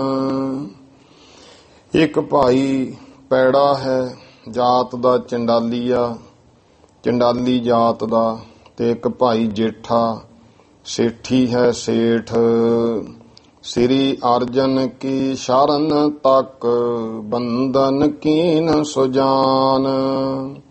ਸ੍ਰੀ ਗੁਰੂ ਅਰਜਨ ਦੇ ਮਹਾਰਾਜ ਦੀ ਇਹਨਾਂ ਸ਼ਰਨ ਤੱਕੀ ਤੇ ਉਹ ਸਿਆਣੇ ਪੁਰਸ਼ ਸੁਜਾਨ ਬੜੇ ਚਤਰਤਾ ਸਿਆਣਪ ਨਾਲ ਸਤਿਗੁਰਾਂ ਨੂੰ ਬੰਦਨਾ ਕੀਤੀ ਹੈ। ਚੌਪਈ ਇਮ ਆਪਣੀ ਅਰਦਾਸ ਬਖਾਨੀ। ਇਹਨਾਂ ਇਸ ਤਰ੍ਹਾਂ ਆਪਣੀ ਬੇਨਤੀ ਕਹੀ। ਰਾਵਰ ਕੀ ਬਾਣੀ ਹਮ ਮਾਨੀ। ਕਹਿੰਦੇ ਮਹਾਰਾਜ ਜੀ ਅਸੀਂ ਤੁਹਾਡੇ ਬਚਨਾਂ ਨੂੰ ਮੰਨਿਆ ਹੈ। ਧਰਮ ਕਿਰਤ ਤੇ ਕਰੈ ਕਮਾਈ। ਅਸੀਂ ਮਹਾਰਾਜ ਧਰਮ ਦੀ ਕਿਰਤ ਕਰਕੇ ਕਮਾਈ ਕਰਦੇ ਹਾਂ। ਸਿੱਖਨ ਸਾਥ ਬਾਂਟ ਹਮ ਖਾਈ, ਤੇ ਗੁਰਸਿੱਖਾਂ ਨਾਲ ਅਸੀਂ ਵੰਡ ਕੇ ਛਕਦੇ ਹਾਂ। ਮਿਲ ਦਿਜ ਹਮ ਸੋ ਤਰਕ ਕਰਨ ਤੇ, ਪਰ ਜਿਹੜੇ ਬ੍ਰਾਹਮਣ ਹਨ ਉਹ ਸਾਨੂੰ ਜਦੋਂ ਮਿਲਦੇ ਤਰਕਾਂ ਕਰਦੇ ਨੇ। ਕਹਿ ਹਿੰਸਾ ਨਿਤ ਪੰਚ ਕਰਨ ਤੇ, ਇਸ ਤਰ੍ਹਾਂ ਕਹਿੰਦੇ ਤੁਸੀਂ ਤਾਂ ਭਾਈ ਰੋਜ਼ 5 ਹਿੰਸਾਵਾਂ ਕਰਦੇ ਹੋ। ਉਖਲੀ ਕੂਟਨ ਪੀਸਣ ਚਾਕੀ, ਕਿਹੜੇ ਕਿ ਉਖਲੀ ਕੁੱਟਦੇ ਹਨ, ਚੱਕੀ ਪੀਂਦੇ। ਵੱਢਣੀ ਫੇਰਨ ਲੇਪਨ ਤਾਕੀ, ਫਿਰ ਵੱਢਣੀ ਝਾੜੂ ਜਿਹੜਾ ਹੈ ਉਹ ਫੇਰਦੇ ਹੈ ਤੇ ਲੇਪਨ ਕਰਦੇ ਹਾਂ। ਚੁੱਲ੍ਹੇ ਮਹਿ ਪਾਵਕ ਜੋ ਜਾਰਨ, ਫਿਰ ਚੁੱਲ੍ਹੇ ਦੇ ਵਿੱਚ ਜੋ ਲੱਕੜਾਂ ਜਾਲਦੇ ਹੋ। ਅਰ ਜਲ ਤੇ ਹੋਵੈ ਅਗ ਕਾਰਨ, ਇਸ ਤਰ੍ਹਾਂ ਕਹਿੰਦੇ ਤੁਸੀਂ ਜਿਹੜਾ ਹੈ ਅਰ ਜਲ ਤੇ ਜਾਂ ਫਿਰ ਪਾਣੀ ਹੈ ਉਹਦੇ ਨਾਲ ਤੇ ਤੁਹਾਡੇ ਵੱਡੇ ਪਾਪ ਹੋ ਰਹੇ ਨੇ। ਸਾਨੂੰ ਦਿਜ ਇਹ ਬ੍ਰਾਹਮਣ ਇਹ ਗੱਲ ਕਹਿੰਦੇ ਹਨ। ਅਗਨ ਅਹੂਤੀ ਪੰਚ ਹਮ ਦੇਵੈ, ਕਹਿੰਦੇ ਇਸ ਤਰ੍ਹਾਂ 5 ਜਿਹੜੀਆਂ ਅਹੂਤੀਆਂ ਨੇ ਅੱਗ ਦੀਆਂ ਉਹ ਬ੍ਰਾਹਮਣ ਕਹਿੰਦੇ ਅਸੀਂ ਦੱਸਾਂਗੇ, ਅਸੀਂ ਦੇਵਾਂਗੇ। ਦੋਸ ਨਿਵਾਰਨ ਸੋ ਕਰ ਲੇਵੈ, ਜਿਹਦੇ ਨਾਲ ਹੀ ਫਿਰ ਤੁਹਾਡੇ ਜਿਹੜੇ ਦੋਸ਼ ਨੇ ਉਹਨਾਂ ਦੀ ਨਿਵਰਤੀ ਹੋਵੇਗੀ। ਪਿੱਛੇ ਪਾਵਨ ਭੋਜਨ ਕਰੈ, ਫਿਰ ਉਦੋਂ ਬਾਅਦ ਅਸੀਂ ਦੇਖੋ ਸਾਰਾ ਆਪ ਉਖਲੀ ਕੁੱਟਦੇ ਹਾਂ। ਤੁਸੀਂ ਤਾਂ ਕਹਿੰਦੇ 5 ਹਿੰਸਾ ਕਰਦੇ ਹੋ, ਅਸੀਂ ਉਖਲੀ ਕੁੱਟ ਕੇ ਚੱਕੀ ਪੀ ਕੇ ਫਿਰ ਅਸੀਂ ਦੇਖੋ ਝਾੜੂ ਫੇਰਦੇ ਲੇਪਾ ਕਰਦੇ ਹਾਂ, ਚੁੱਲ੍ਹਾ ਬਣਾ ਕੇ ਫਿਰ ਉਹ ਚੱਗ ਜਾਲਦੇ ਹਾਂ। ਇਸ ਤਰ੍ਹਾਂ ਜਿਹੜਾ ਹੈ ਫਿਰ ਜਲ ਜਿਹੜਾ ਉਹ ਲਿਆ ਕੇ ਖੂਹ ਤੇ ਆਦਿਕ ਦਾ ਪਾਉਂਦੇ ਤੇ ਇਹ 5 ਅਹੂਤੀਆਂ ਅਗਨ ਦੀਆਂ ਦਿੰਦੇ ਹਾਂ। ਫਿਰ ਸਾਰੇ ਦੋਸ਼ ਨਿਵਰਤ ਕਰਕੇ ਭੋਜਨ ਵਗੈਰਾ ਬਣਦਾ ਹੈ। ਪਿੱਛੋਂ ਫਿਰ ਬ੍ਰਾਹਮਣ ਕਹਿੰਦੇ ਅਸੀਂ ਭੋਜਨ ਪਿੱਛੇ ਪਾਵਨ ਭੋਜਨ ਕਰੈ, ਫਿਰ ਬਾਅਦ ਵਿੱਚ ਪਵਿੱਤਰ ਭੋਜਨ ਕਰਦੇ ਹਾਂ। ਤੁਮ ਨਹਿ ਕਰੋ ਪੰਚ ਅਗ ਧਰੈ, ਤੇ ਆ ਤੁਸੀਂ ਇਹ ਕੁਛ ਕਰਦੇ ਹੀ ਨਹੀਂ, ਤੁਸੀਂ ਤਾਂ 5 ਫਿਰ ਪਾਪ ਧਾਰਨ ਕੀਤੇ ਹੋਏ ਹਨ। ਸੁਨ ਸ੍ਰੀ ਅਰਜਨ ਸੁਨ ਤਿਨ ਸਮਝਾਇਓ, ਸ੍ਰੀ ਗੁਰੂ ਅਰਜਨ ਦੇ ਪਾਤਸ਼ਾਹ ਨੇ ਸੁਣ ਕੇ ਇਹਨਾਂ ਨੂੰ ਸਮਝਾਇਆ। ਜੋ ਆਹਾਰ ਤੁਮ ਸਿੱਖਨ ਖਵਾਇਓ, ਭਾਈ ਤੁਹਾਨੂੰ ਐਸਾ ਕੁਝ ਕਰਨ ਦੀ ਜ਼ਰੂਰਤ ਨਹੀਂ ਜੋ ਤੁਸੀਂ ਗੁਰਸਿੱਖਾਂ ਨੂੰ ਭੋਜਨ ਛਕਾ ਦਿੱਤਾ। ਵਾਹਿਗੁਰੂ ਕੋ ਨਾਮ ਪਨੰਤੇ, ਤੇ ਵਾਹਿਗੁਰੂ ਪਰਮੇਸ਼ਰ ਦਾ ਨਾਮ ਲੈਂਦੇ ਹੋ।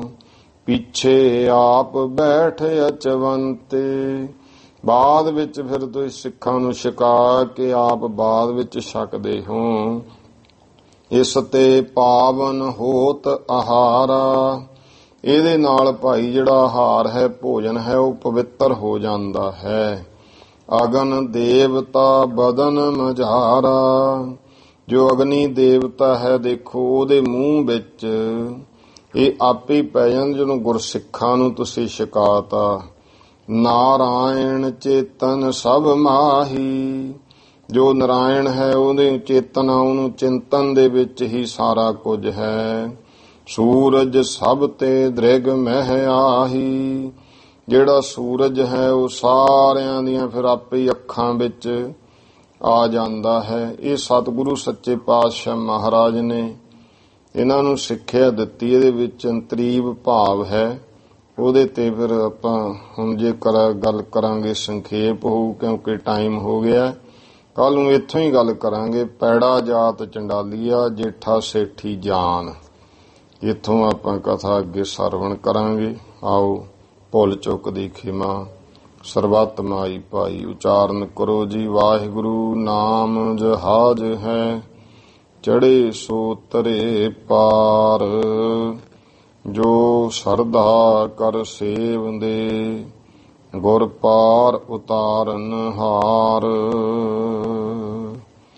ਵਾਹਿਗੁਰੂ ਜੀ ਕਾ ਖਾਲਸਾ, ਵਾਹਿਗੁਰੂ ਜੀ ਕੀ ਫਤਿਹ।